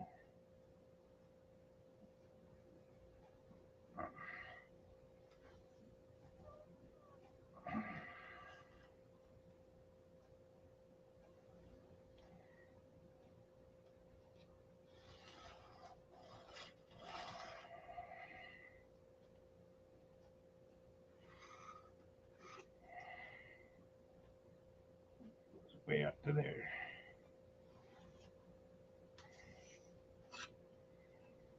Okay. You bet. You bet.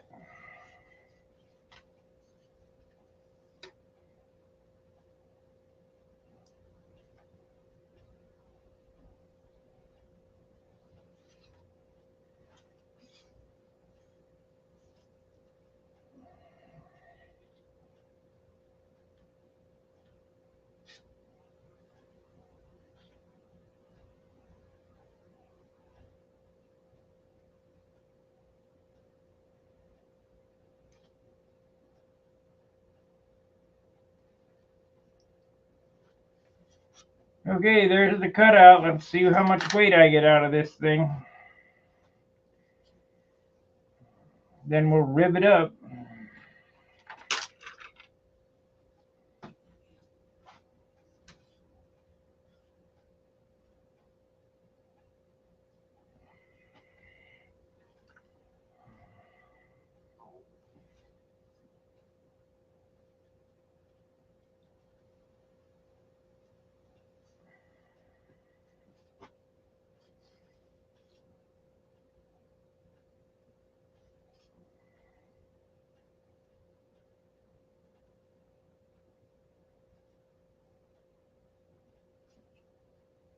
Now the original Viper didn't have this, but I had good wood back then, so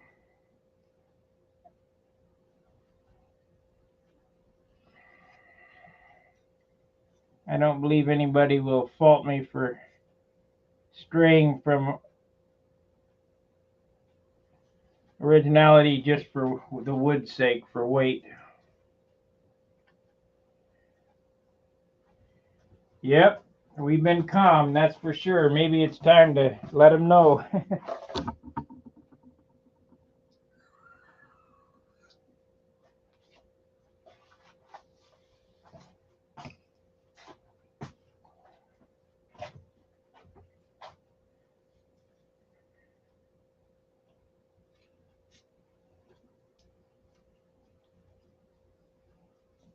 You see this part here? Pretty important. You don't want to have wonky. You want to have all this lined up. There's that flat gnat again.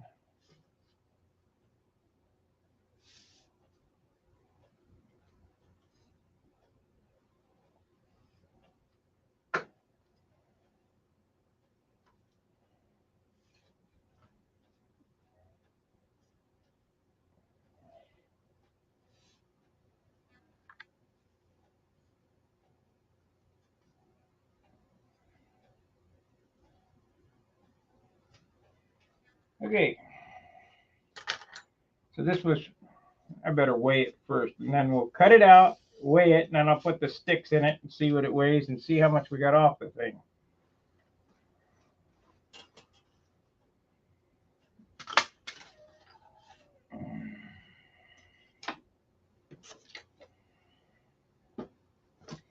I certainly know Ron wouldn't fault me for this.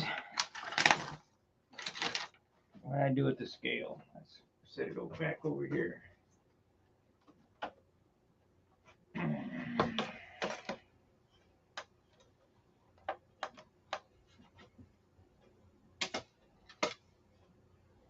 $29 grams, so a little over an ounce with the hinges on it.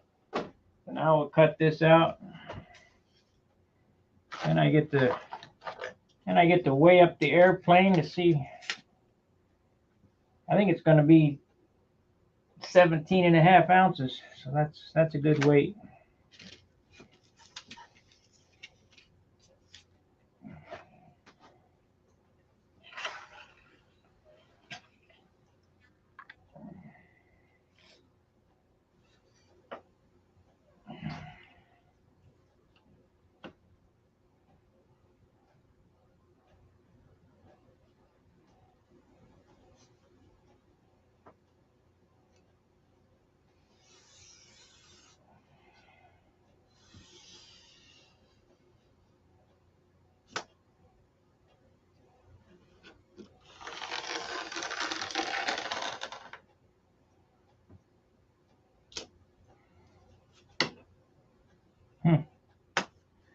Could have went a little farther. I'll sand it out, I guess.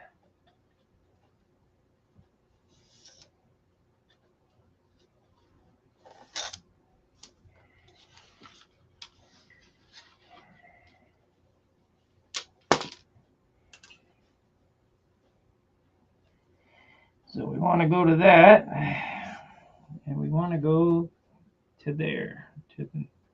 We'll start there.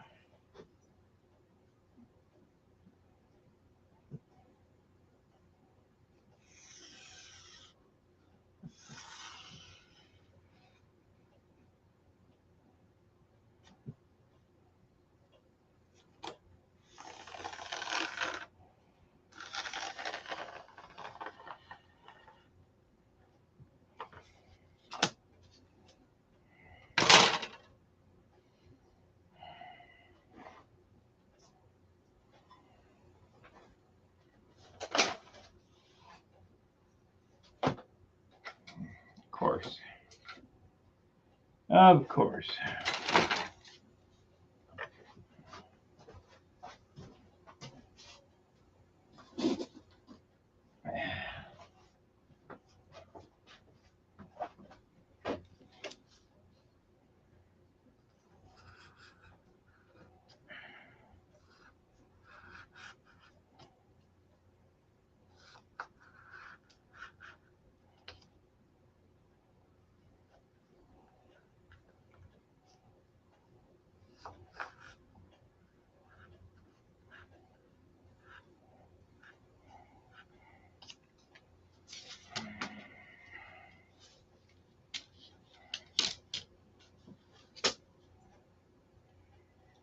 Here's what I think is going to happen to that song. I think it's going to disappear.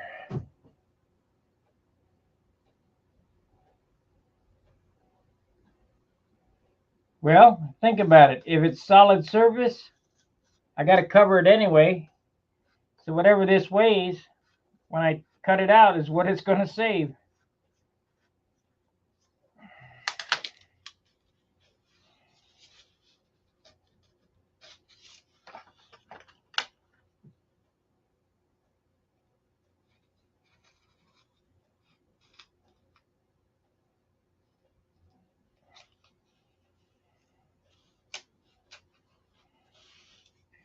There was a reason that George Aldrich cut all them open bays in the back of the fuselage, because it does save something.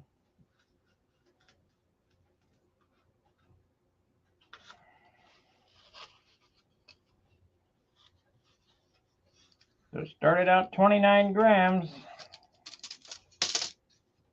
This piece here is pretty heavy. Let's, I gotta find the drum now. Oh, man.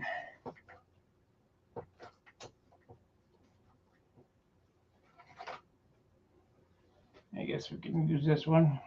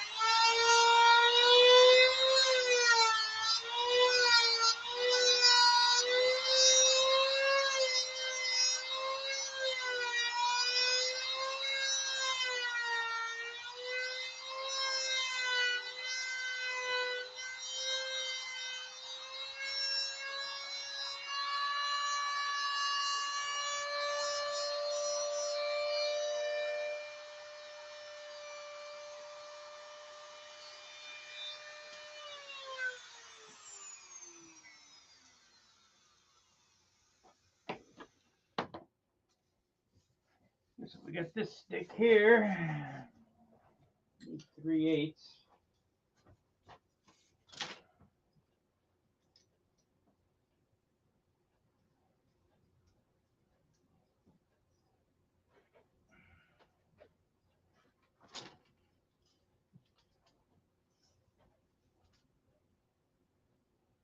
No, we're not doing that. I'm just gonna cover them with tissue. The only difference, the Magnum was done that way originally. The only difference is finishing. It's more work to finish, but I'm not prone, I don't mind working as long as I get what I want in the end.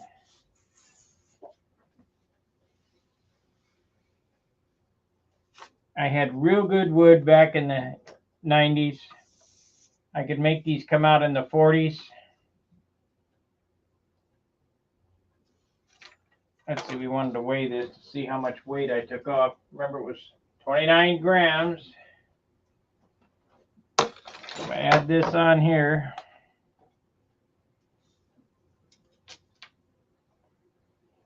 And I take the whole stick, which we're not going to use the whole stick.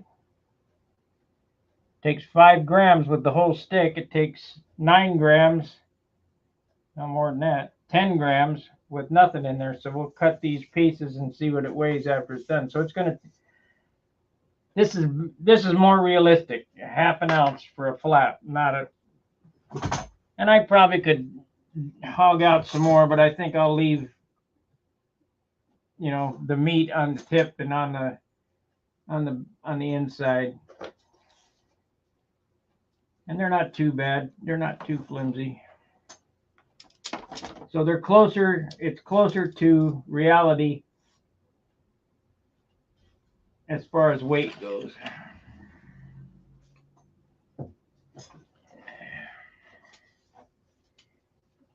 Just more work.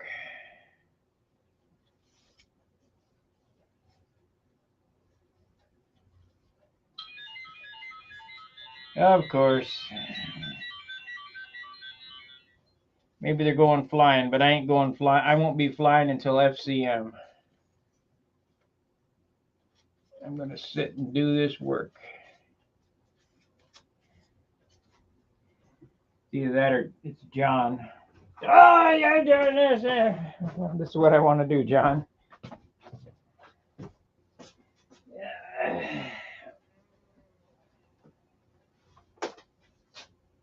Nope.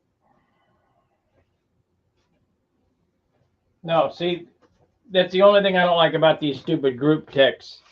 This is the flying text that we get. You could turn off the heat now. I think I'm warm enough. Yeah, no kidding.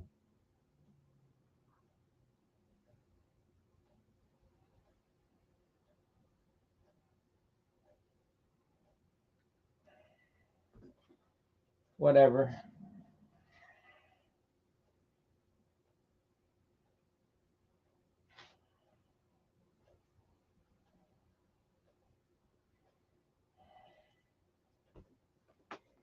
Okay. Keep that kid shit to yourself. I hate texting anyway. Let's see. This one. What's this one? Pick up the phone and call me. Why can't I find my other sanding block? What happened to it?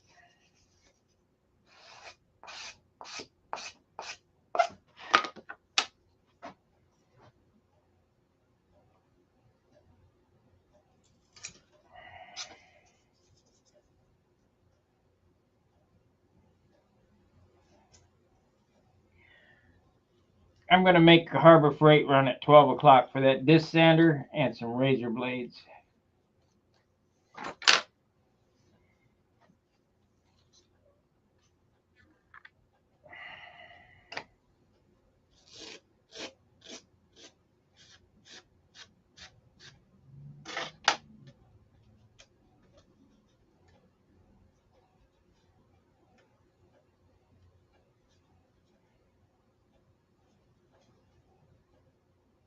I don't like it. Ah, shit.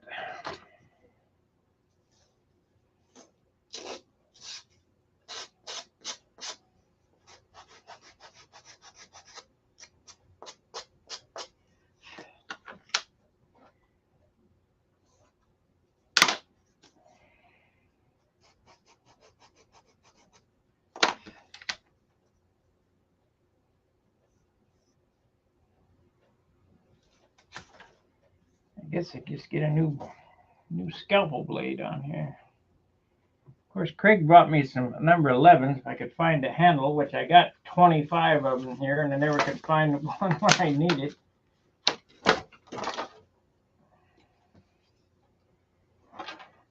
Put a new number 11 in. I found my drum sander when I needed it, when I don't need it. So we'll put that back where it belongs. So then I can't find it.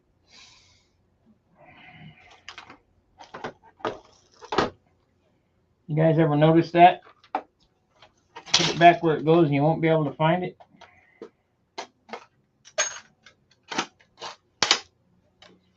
I don't need to pull out these right now, so put them over here, back where they go.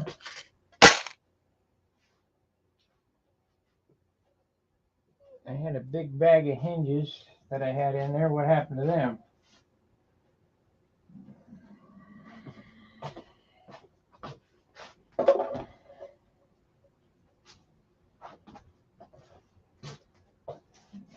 Here we go.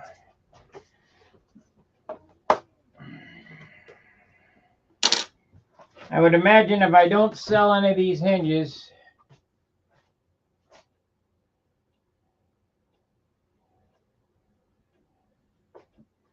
yeah, if I don't sell any of these hinges, this is my lifetime supply. I think that's enough for my life.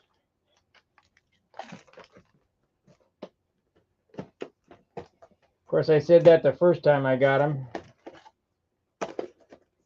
and I had to have them remade. Another 10 zillion of them. Of course, I sold a few sets, which I ain't doing that no more. So please don't ask to buy hinges. You can get them made at Southridge CNC.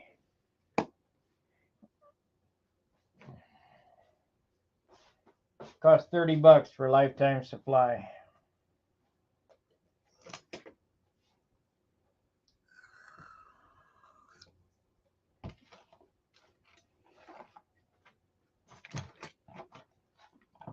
Yep, I only got to make two. Here's one that's already done, so I only got to make two now.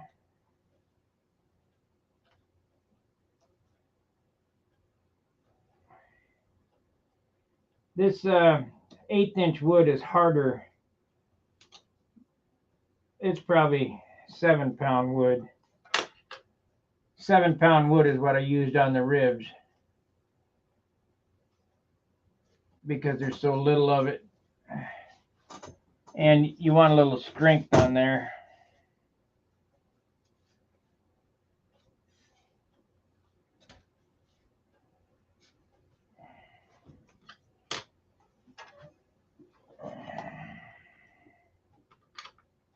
I don't want them breaking. That's probably why I haven't broke any. I used to make them out of 3/32 5-pound wood, but these are 1/8" 7-pound wood.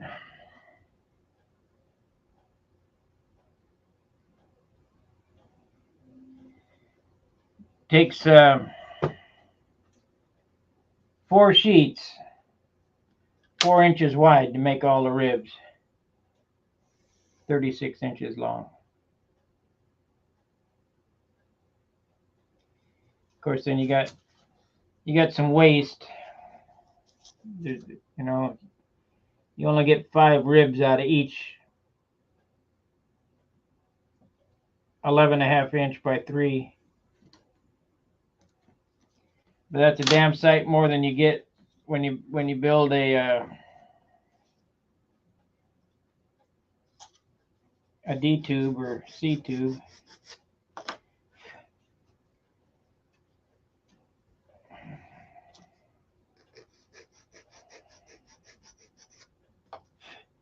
If I was cutting regular ribs, it'd probably take 10 sheets to do this.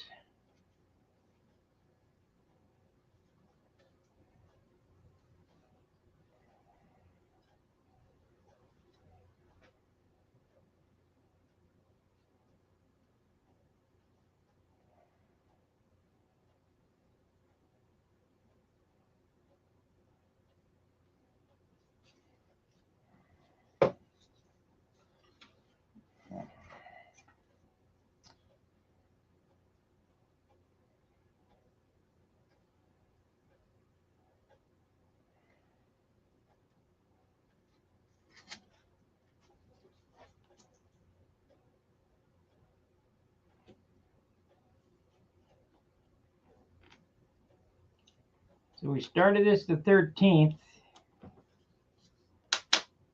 And what's the date today? This is 10 days old. Is today the 23rd?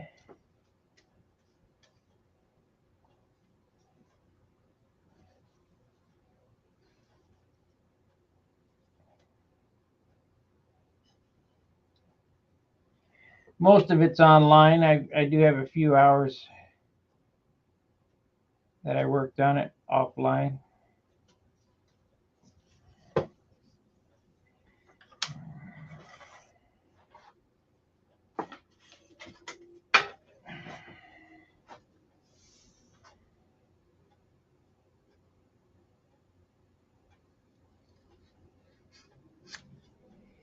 I might, depending on what it weighs, I might inside so it doesn't show. Run an X across each one, you know, go this way, that way, this way, that way, this way. But I don't want it 10 days old. Yep. But I don't want it to show in the covering. So it'll be an 1/8 inch piece. Just to help with torsion. I don't think it needs it, but for the gram that it adds, I don't know. I'll have to look and see what it feels like when I get these in there.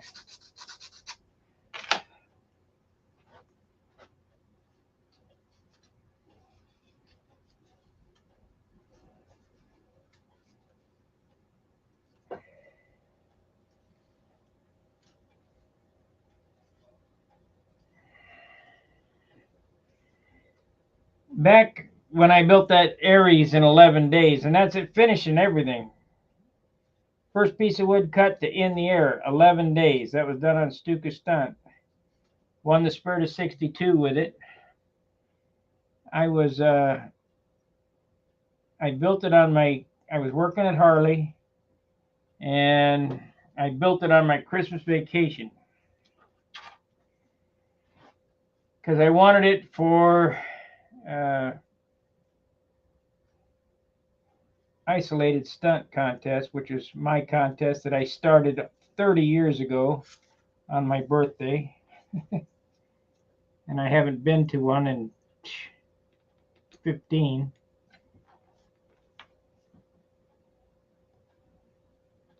I just can't do it. I can't stand out there in the cold.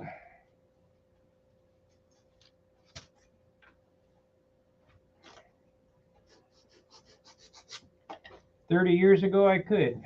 Now, no."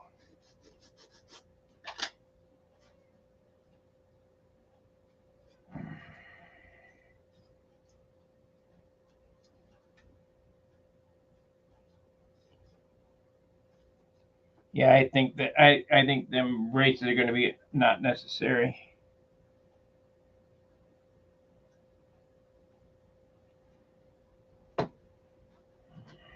I'd about bet this is no, 27th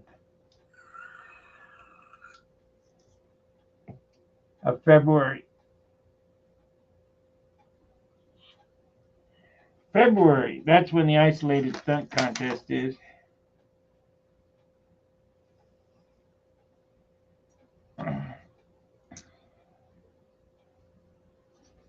I built that Aries over my Christmas break. We were Harley Davidson. We always got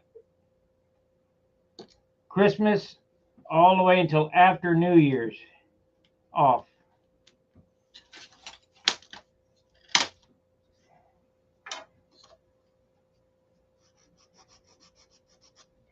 And that was paid.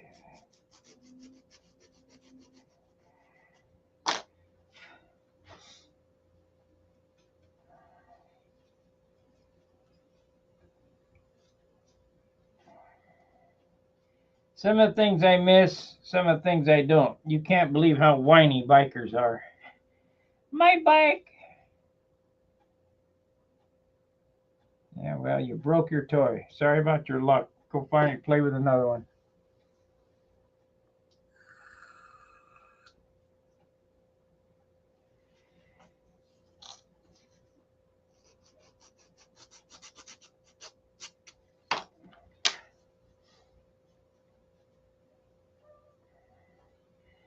If nothing else, this airplane will look cool. It's old school to the bone.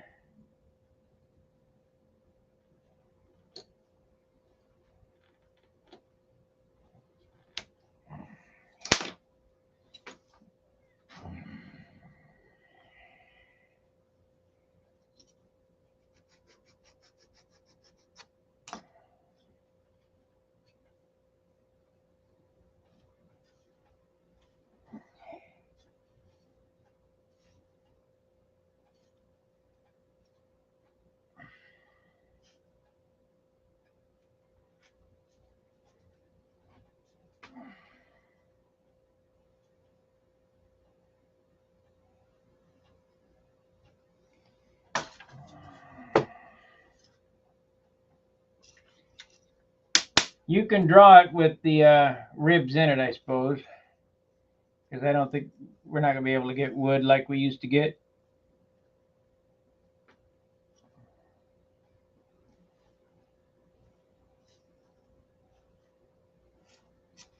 That's how the Magnum was in the 90s. I didn't even look at the plans to see. My Magnum has solid flaps because that's what should have went on this.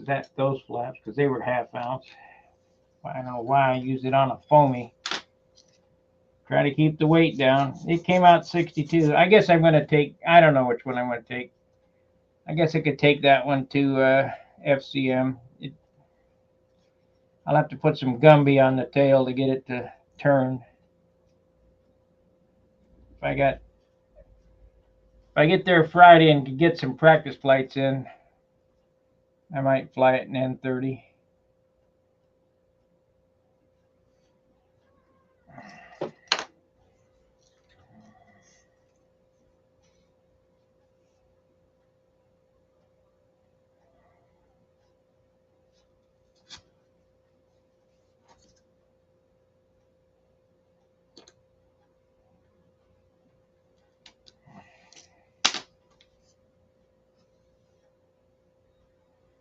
Yeah, Tony, that'd be great.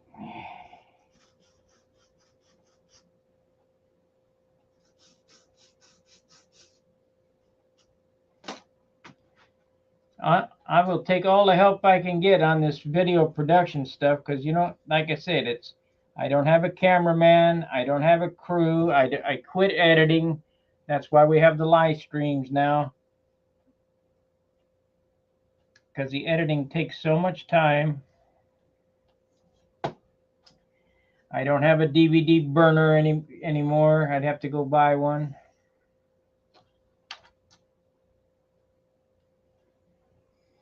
So we'll get a set of plans and we'll get a DVD out of this deal.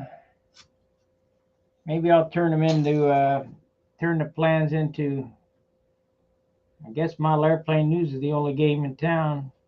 It used to be Model Aviation or whatever. Get it published in AMA's magazine. I guess we can take the photos off YouTube. I guess I could break out my Nikon and when I get it all framed up, take some photographs of it in the frame.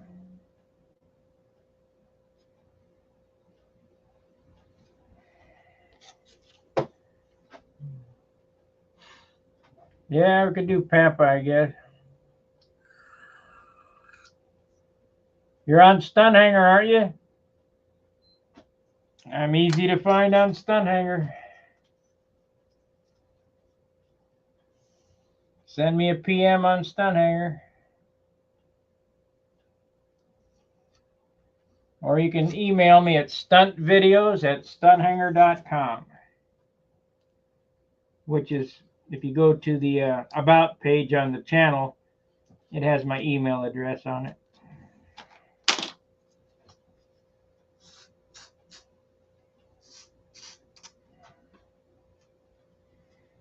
You leave me your phone number and I'll give you a call. We'll talk about it.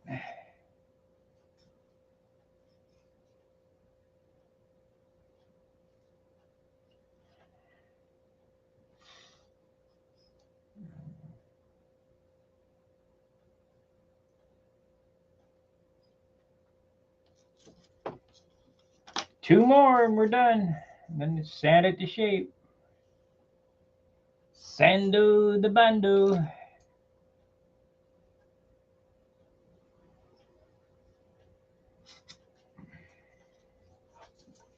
You guys notice? I better not say nothing until I get it in there.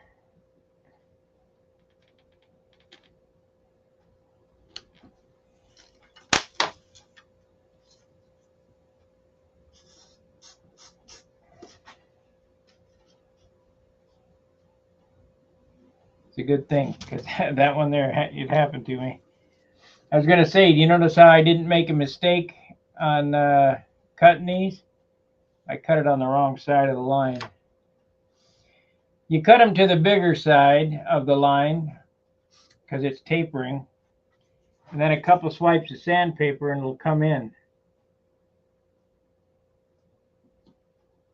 So I made a mistake on one. Oh well, we'll live with that.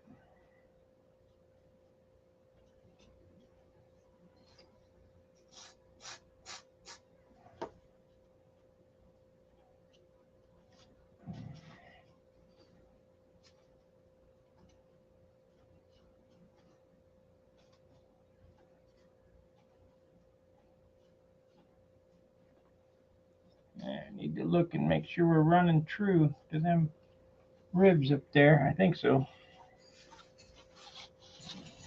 Yep, pretty good.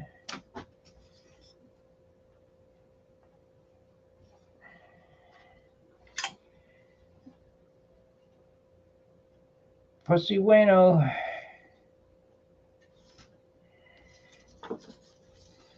One more.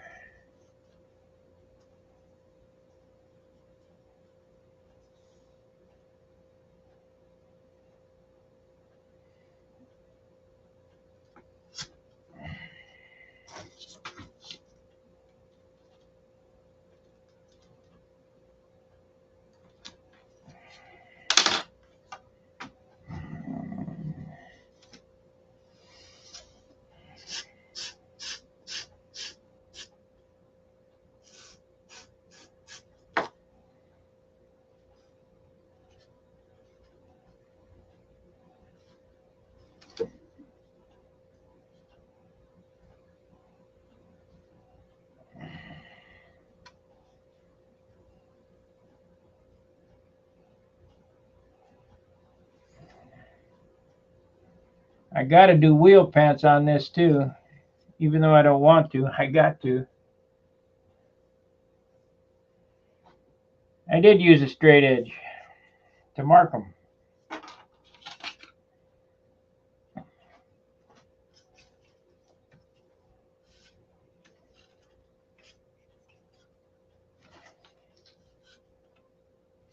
Pretty good, pretty good. Yeah, they're good. Close enough. Okay,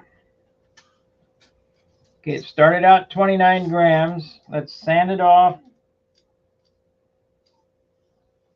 See what it weighs. 29 grams.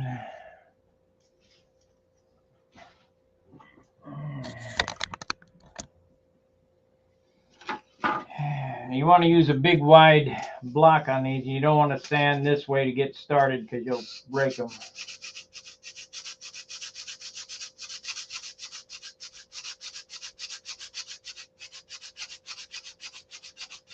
soon as I get them down to where they're touching, then I'll sand across this way.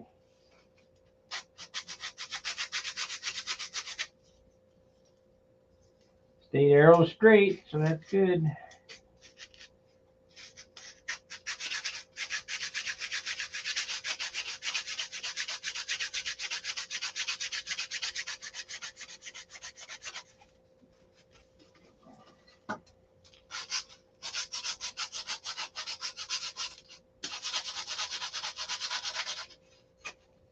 I don't want to break them because I don't want to do it again.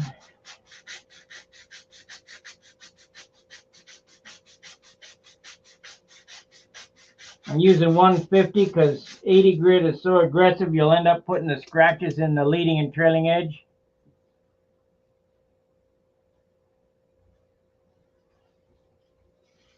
Yeah, I know.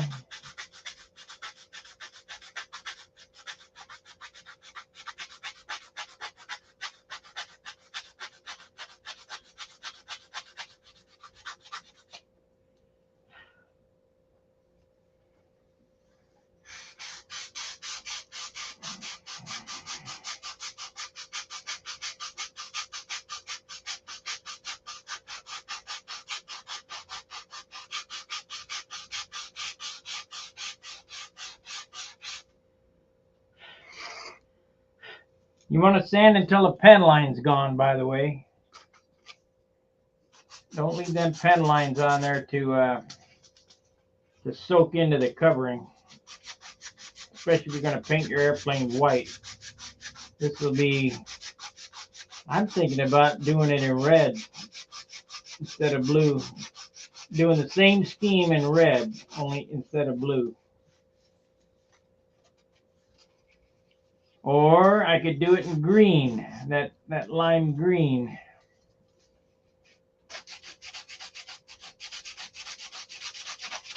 Or I could do it in light blue. I don't know. Paint jobs. I know I wanna mimic the original.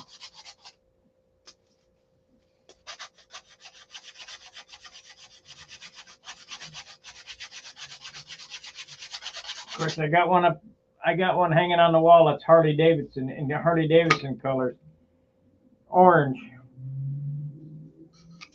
and black. But that airplane was a mistake. It never panned out. The fuselage was goofy shaped.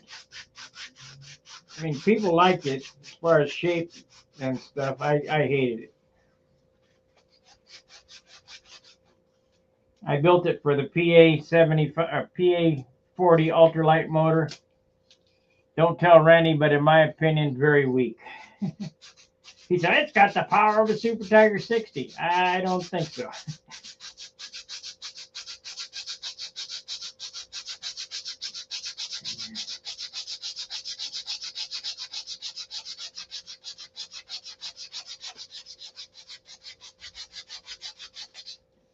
They were a good motor because they were light, but as far as power goes,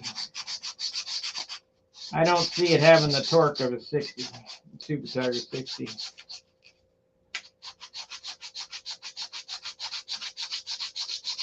Now the long stroke 40 may be different. I had one of those. I sold it to Joey Matheson in a Viper. So Joey Matheson's got a Viper.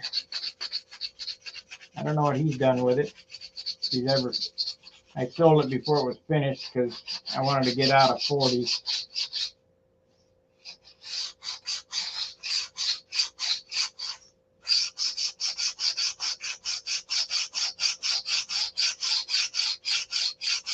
So that's in Las Vegas. He's got one of my Thunderbolts too in Las Vegas. Whether it's still alive or not, I don't know. He has Thunderbolt #1. I got so many damn airplanes. I need to sell some from time to time, which like right now. But I hate to sell them because I think back, man, I wish I'd have kept that.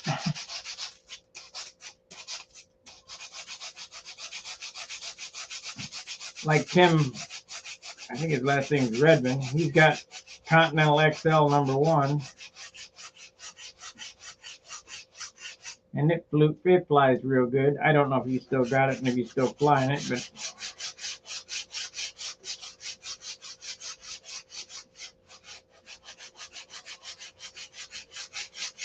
looked like he was having fun with it at Joe Nall when I was there.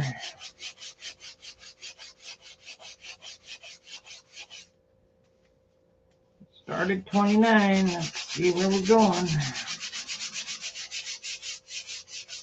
Get them pen marks sanded off.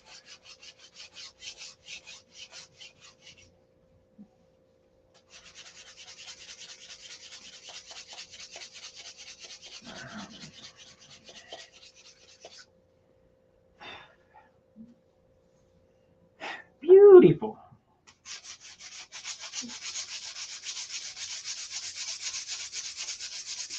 It's beautiful. My skills are coming back after being home.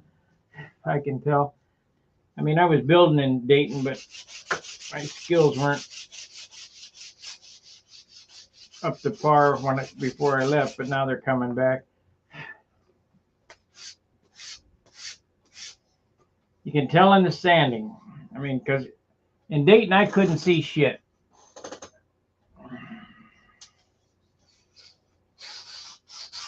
So dark in there.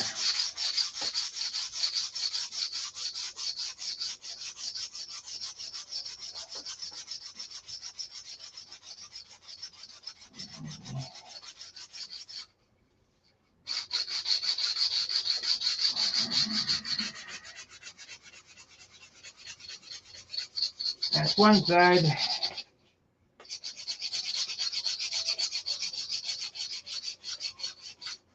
Yep, that's one side.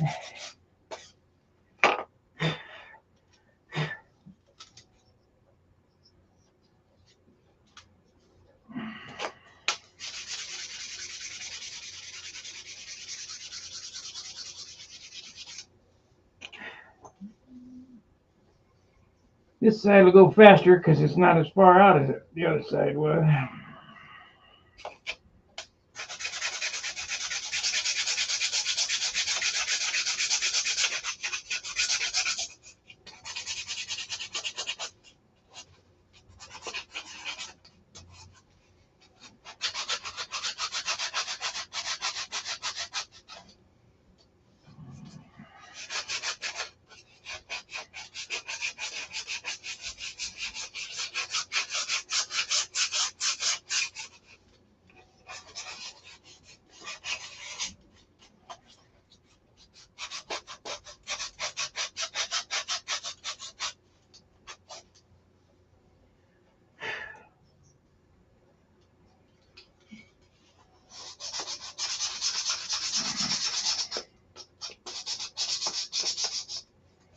We were in Burger King the other day, and this character behind us had his subwoofer up so hard you could hear the bodywork shake, you know, the license plate rattling behind us. I mean, the car behind us, and it was ridiculous. Turn it up so everybody can hate it.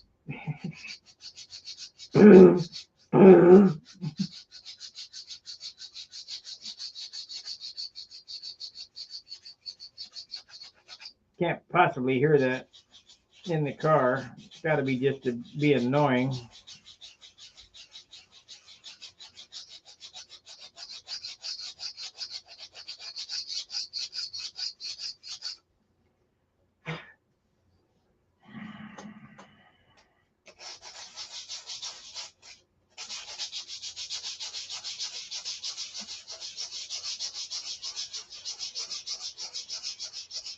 Of course, I guess when I was a kid, I did stupid shit too. I had hot rods, and I wanted to peel out and do all kind of bullshit.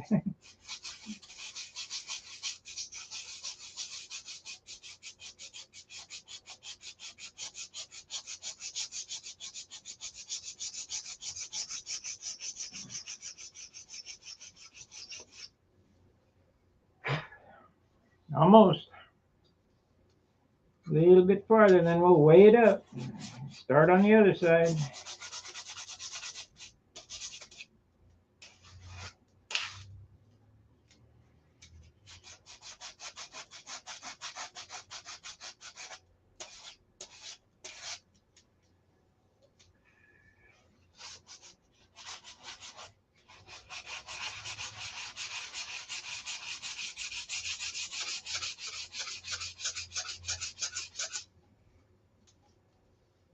Oh yeah, that'd be plenty.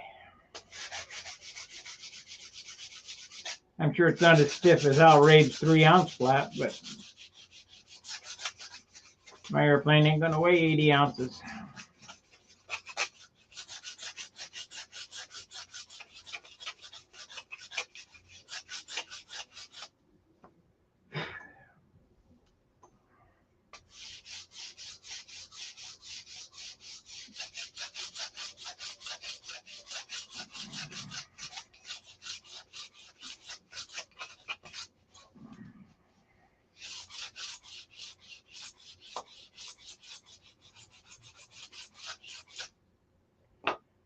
Okay.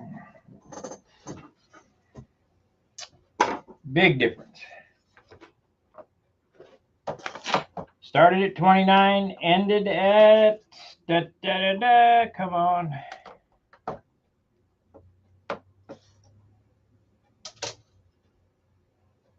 20. Took 9 grams off. So that's 9, that's 18. That's a half ounce off the airplane. So that's worked. That works. You're gonna have to cover them anyway, so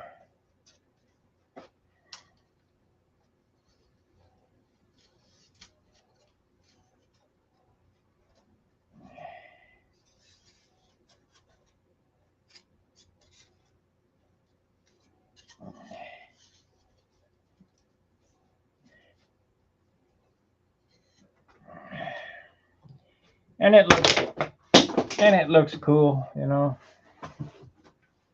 It'll be fine. As long as I can get all the ribs to touch the covering. Nope, we don't use that one. That's not good.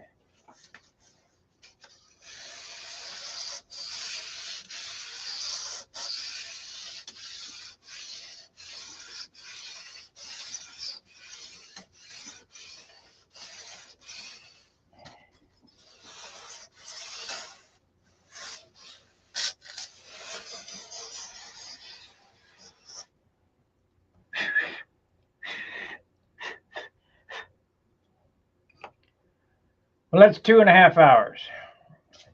I don't think I want to make you sit through another flap dissertation. Just rinse and repeat, do the same on the other side. And I'll come back when I get something to add, because I think I'm going to go to Hardly Freight, the China store.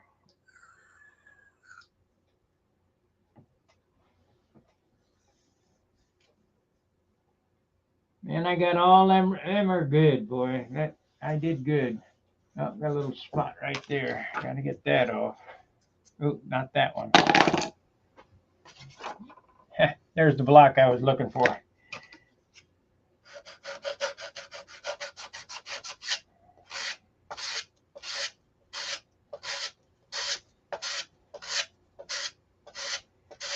When you're building a beam wing, inspect it very close. You want all the ribs, like right there. I got a little space there. I'm going to have to take a stick or something and stick down in there to fill that up, or putty or whatever. I'll go by and I'll get the stick.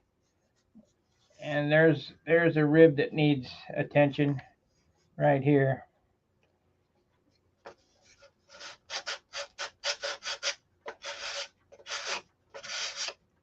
Every rib has to be touching the leading and trailing edge perfectly, otherwise it looks like doo-doo.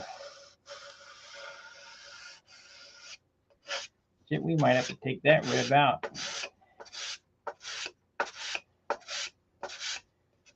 I didn't leave it setting up proud enough.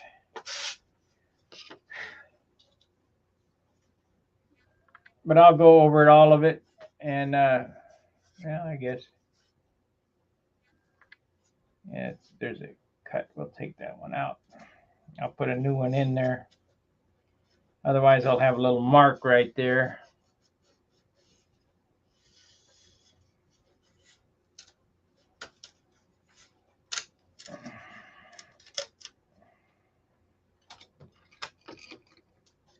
And that's on the outboard side, so we can't have that.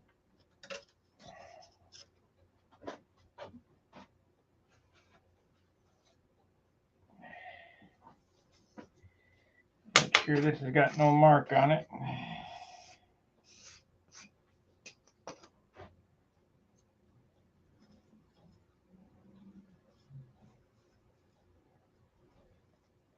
Leave it sticking up a few thousandths.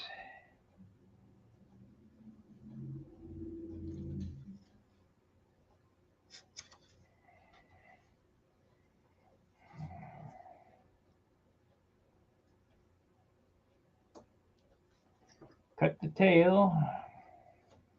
But I'll go around and look for all the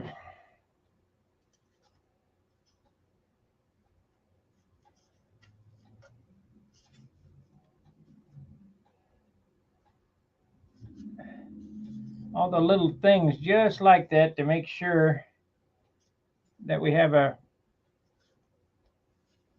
pretty nice finish, because that's what makes a beamer, is all these little details.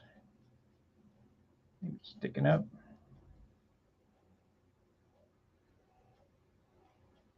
Do glue bottle dry up again? Damn. Which one was it? This one.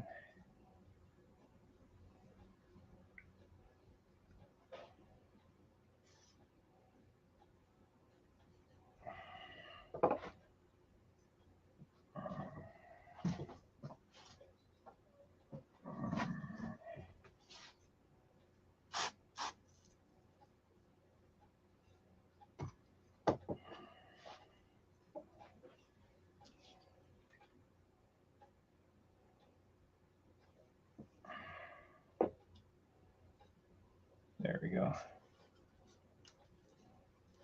There it is.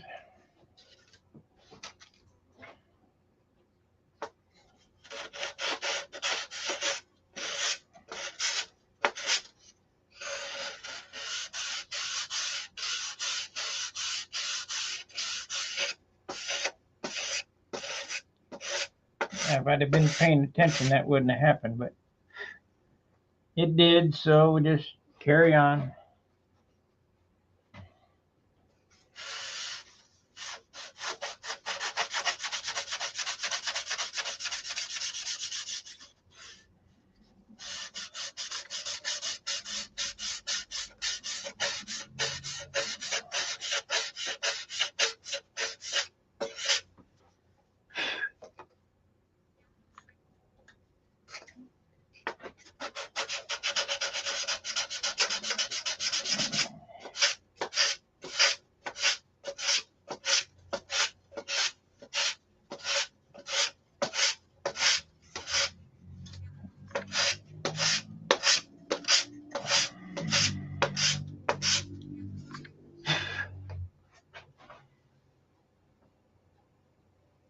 It's still high.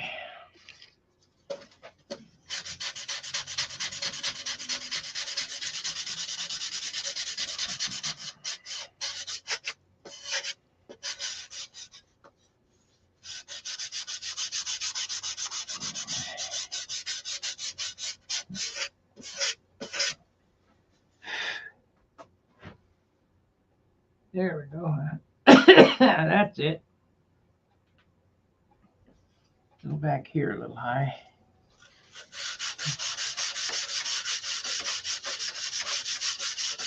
Where's my biggest fan today, Yogi?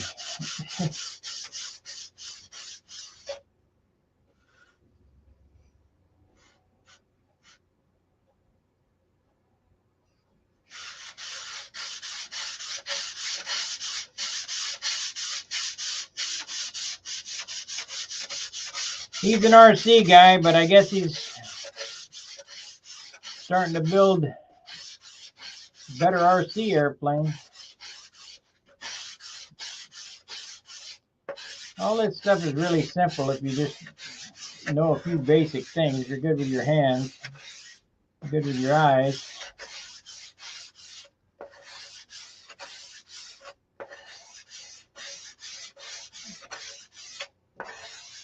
I think the biggest thing on a Beamer is being able to see. I couldn't have built a beam wing in Dayton. No way. Couldn't see dick.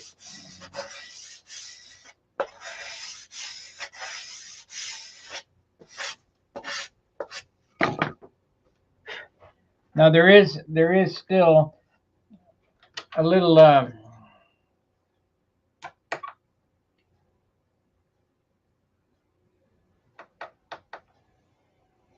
gap here, about there and there and there, and I'll go in with some 30-second wood or sliver out something, and I'll fill that and then cut it so that it looks perfect on the leading edge.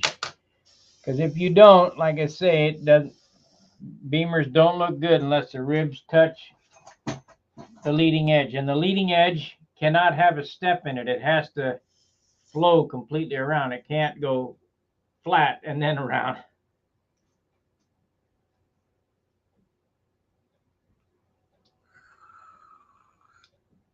Not sure. I'm watching and listening while working. Well, we got 10 watchers. I'll stay on 15 minutes more, so that will be 10 to 12. And then I'm going to go to Hardly Freight. I need to pick up some sewing needles so I can get this wing sewed. I need to get the sticks in it. That'll take an hour or so to get all the sticks in the damn thing. I see a rib over there that needs attention. I'll get it while I see it.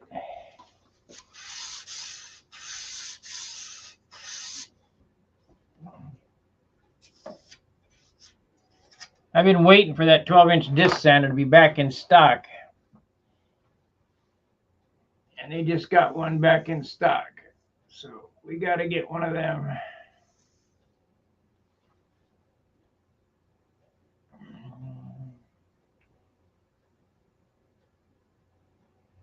Yeah, I was asking about Yogi. I ain't seen him, but he's my biggest fan. He's usually there, right there, when I start fire the stream up.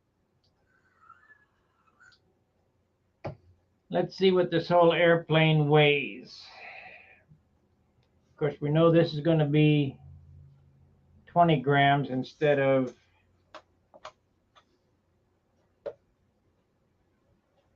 take a 1/4 ounce off of this. It's 27 now, so it might be 19 or 18 because this is a smaller flap. So we'll add a 1/2 ounce to this weight.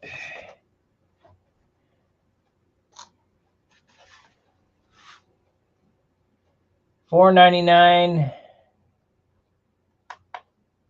$11.60. No, $17.60. Yeah, $17.60. Bell crank, lead outs, push rod needs a horn in it, so we'll add the horn.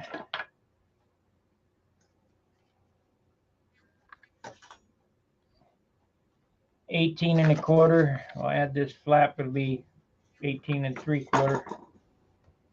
No, that brings it up to 19 1/4. This thing is heavy, heavy. So let's say 19, and we'll just figure it at 19 because I got to get a push rod in there. 19, 20, 21, 20, 24 ounces it should be at. 24 ounces and 20 ounces of hardware is 44 ounces, and 6 ounces of finish is 50 ounces. It's going to be tough to be sub 50.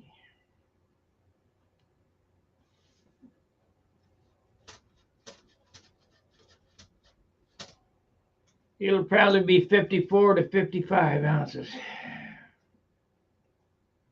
Because I'm probably missing something, but I'll keep watching the weight real close to make sure that I can, I don't know. I know there's 20 ounces of fixed weight. The prop, the spinner, the prop extension, the engine, the tank, the wheels, the landing gear. I had it all weighed up. It was 20 ounces. So just whatever this is, you add 20 and add 6 for the finish.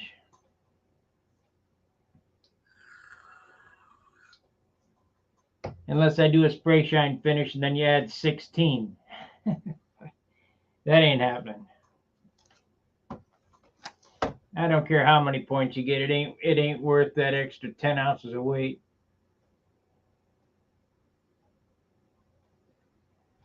No, I'm not going to go with a clear finish. My name is not Fitzgerald. Or God, now I can't think of the guy's name. He was a world champ too. The airline pilot guy.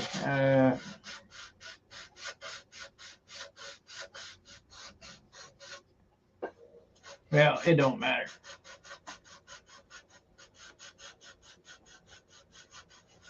I thought it was funny. Billy was talking to Dave Fitzgerald's daughter, I guess. No, Dave Fitzgerald. He does it. He did the clear finishes. He had that. He's since got a white airplane, but he had clear finishes in. And Billy said to his daughter, "Why don't you ask your dad if he wants me to teach him how to finish an airplane?"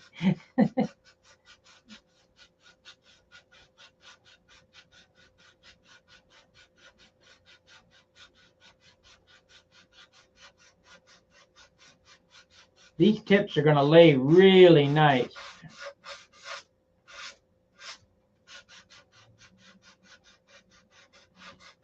I thought this out well. There shouldn't be any problem with the silk span and any outrageous flats, and it should be nice and. This is a flying wingtip because it's airfoiled all the way out. Hope to meet you next month. What's next month? Oh, Tulsa. Yeah, I'll be there. Maybe we'll have the Magnum trimmed out by then. I'll bring that. Otherwise, I'll bring the Continental. We're going to bring the Aegis, but I'm going to finish the season out with my XL.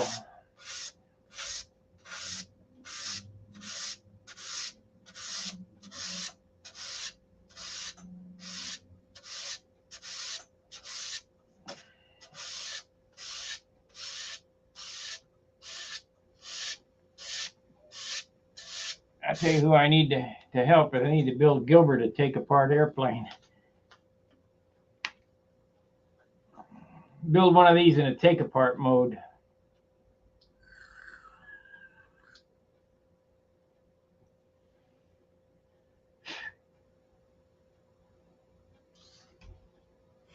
It'd be tough to do, but I think I could do it. I'm gonna add 2 ounces though.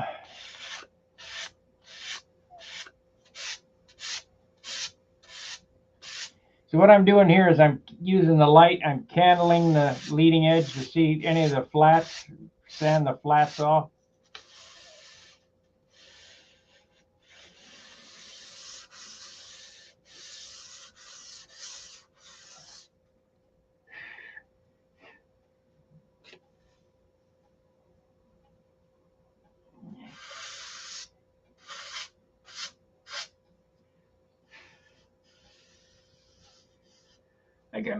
I gotta pay more attention to the trailing edges too. Oh yeah, oh yeah.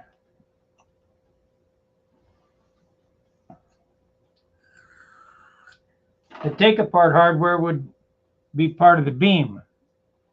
There'd be nothing in the middle but to be part of the beam, and it would split right there at the 1 inch. At the 1 inch rib, so it would split right here, and you put a screw right there, and the screw on the trailing edge or whatever hardware they're going to use. But yeah, I could build one.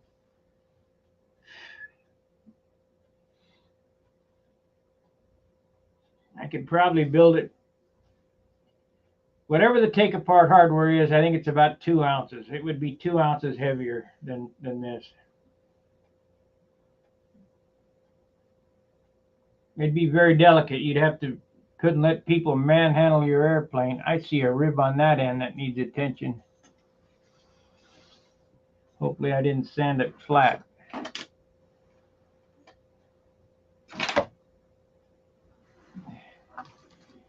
If you remember, I had a little more trouble with the top side of this because I didn't have it in a fixture like I had the bottom side. No, I guess not. It just looks that way.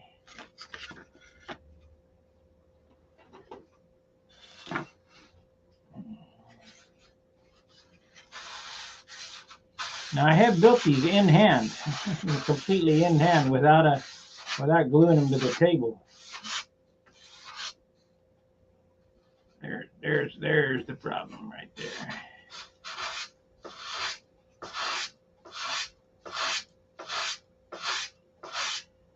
But that was in the 90s. I could do that. I don't know if I could do it now. My skills aren't quite back the way they were in the 90s, but they will be.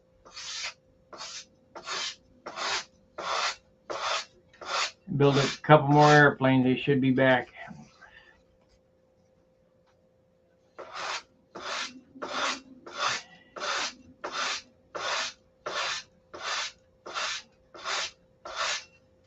And trust me, you do, once you acquire the skills,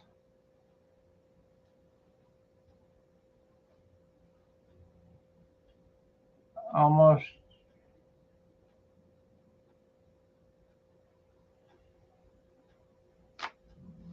I don't know what you're saying here. Could be the camera angle, but it looks like the top side of rib 1, maybe a slight flat spot near the leading edge. Right here, right there.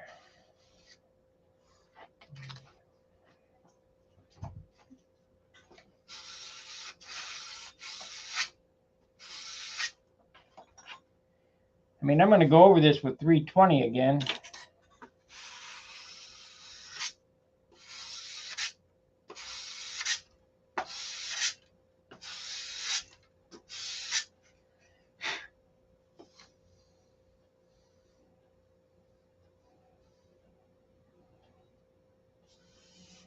Right there.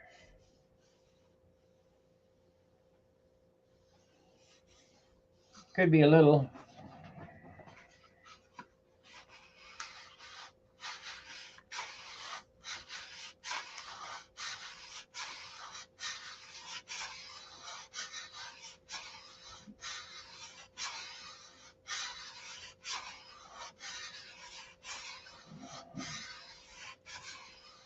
We don't need no stinking flats in this.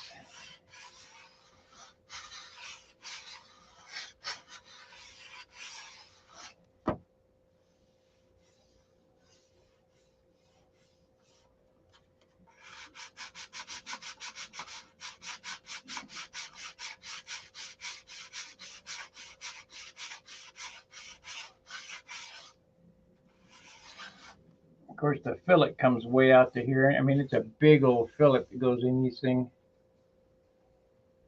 Where the main curve and the rib is. Right here.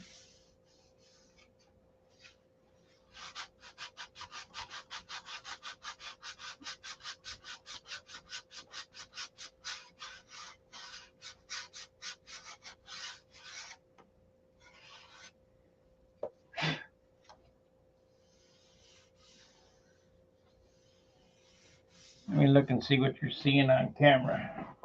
Because it don't feel flat.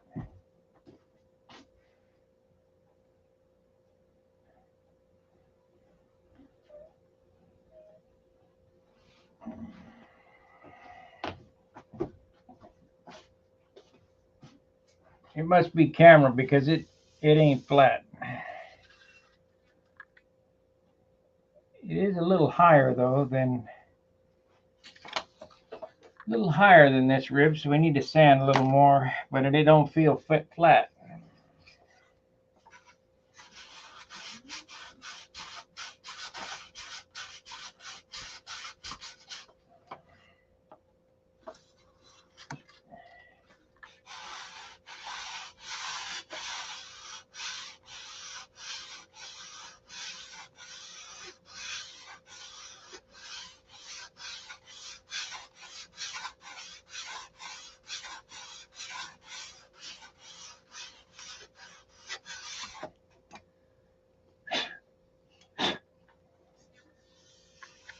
It don't feel flat at all. Could be the inside because the inside's not cut the same as the outside.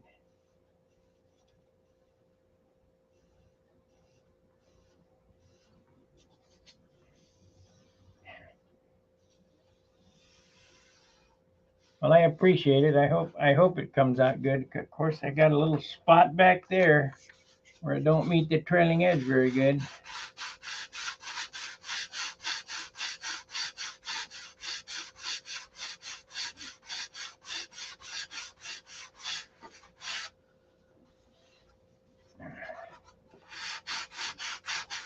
I'll have to go over this whole thing again. Probably a day's worth of detail sanding.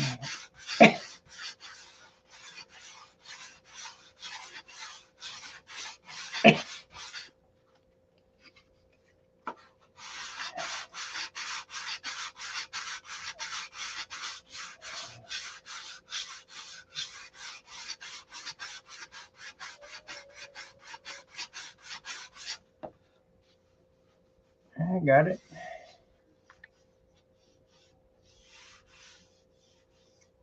Now I put a flat in it.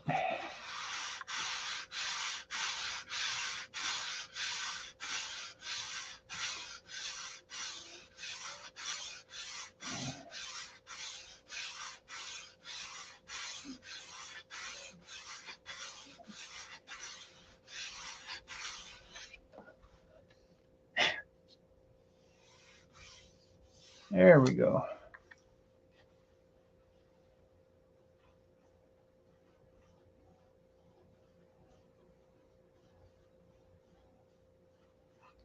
Remember, you have something like 15 to 20 extra points of eyes that you can use stuff. Oh, yeah.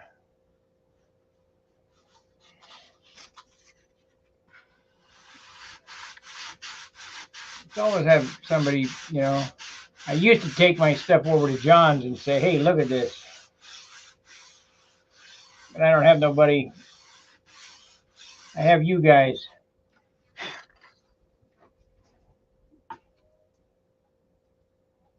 Now I've sanded that rib down too far.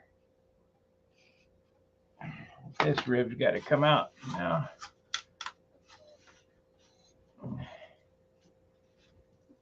What a mistake.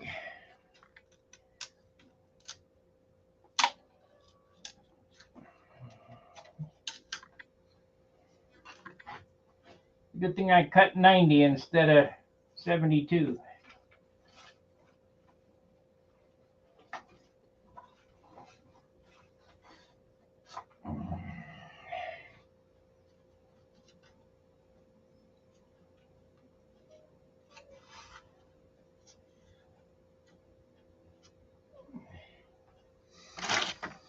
Yep, it's a good thing I cut 90 instead of 72.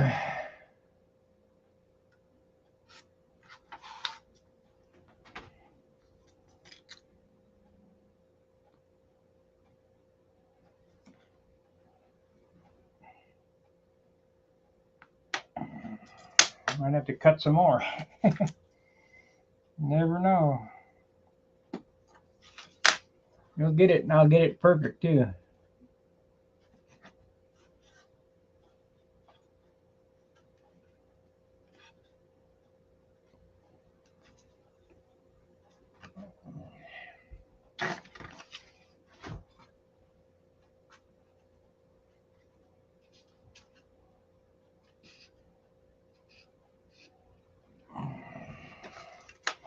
I think I better long bar it instead of just.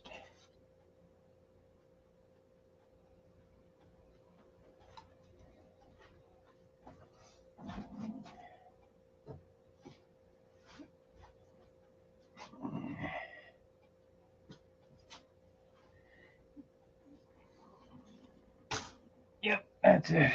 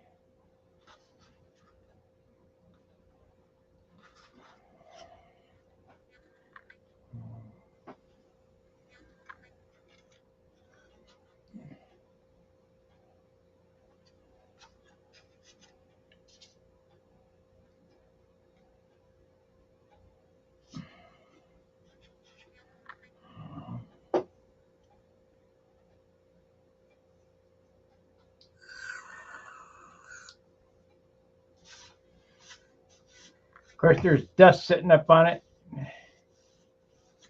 The inside of this is not exactly the same size as the outside. I mean, it's different shape, so that may be an optical illusion. Where's my long bar? There.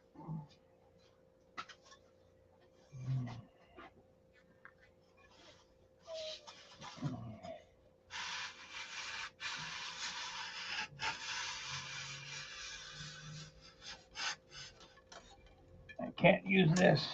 Where's my short bar?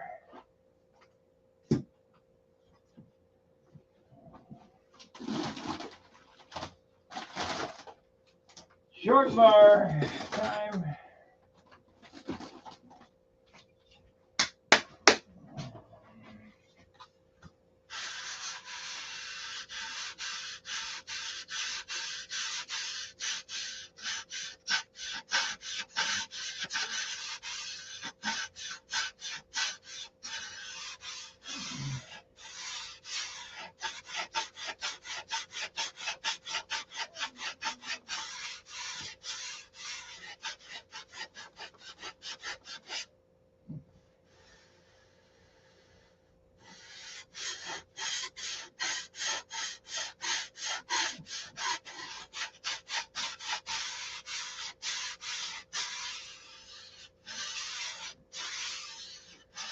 Got to come back with a fingernail file and go around all the edges of these ribs.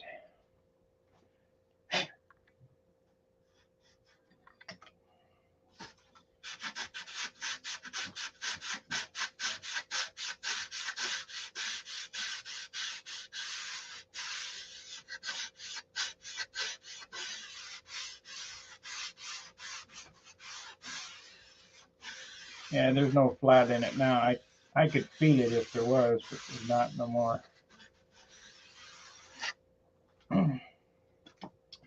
But when I sanded on it with this block here, because this is 1 inch wide and this is only 1/8 inch wide, they cut this down by a 1/16 of an inch. I had to replace that one.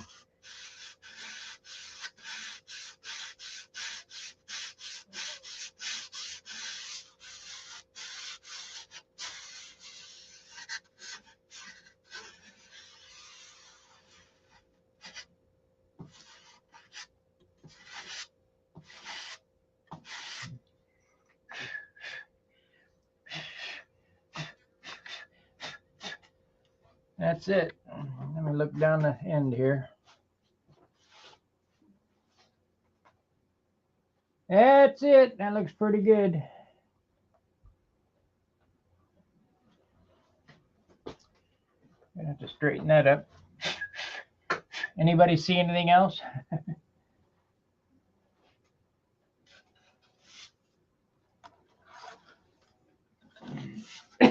Ah, shit.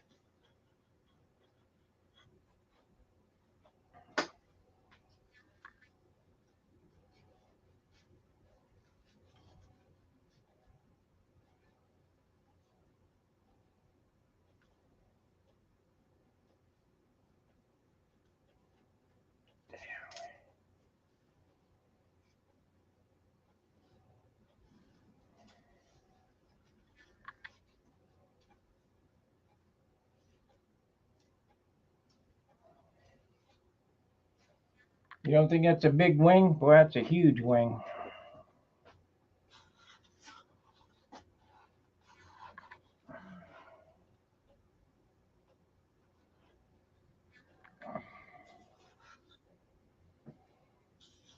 I got a spot here. Needs addressing, and a spot under here I can feel.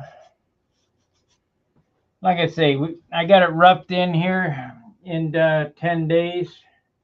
Hey, Marcel. I got it roughed in 10 days. It'll probably take me a week to doctor all the spots because I want to get all them rib ends perfect and make sure, like, I'll have you guys inspect it, make sure there's no flats in it anywhere. If you can see them, hey, tell me.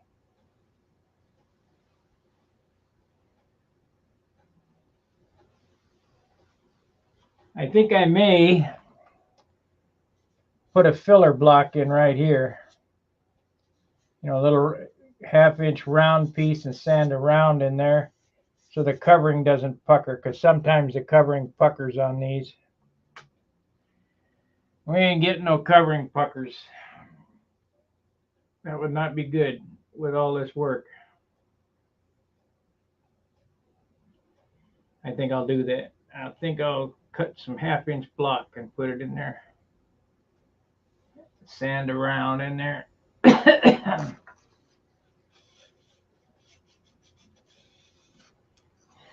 Then I got to sand 1/2 inch fillets, but I don't have any 1/2 inch, so they might be super fill. And I got to make my turnouts here.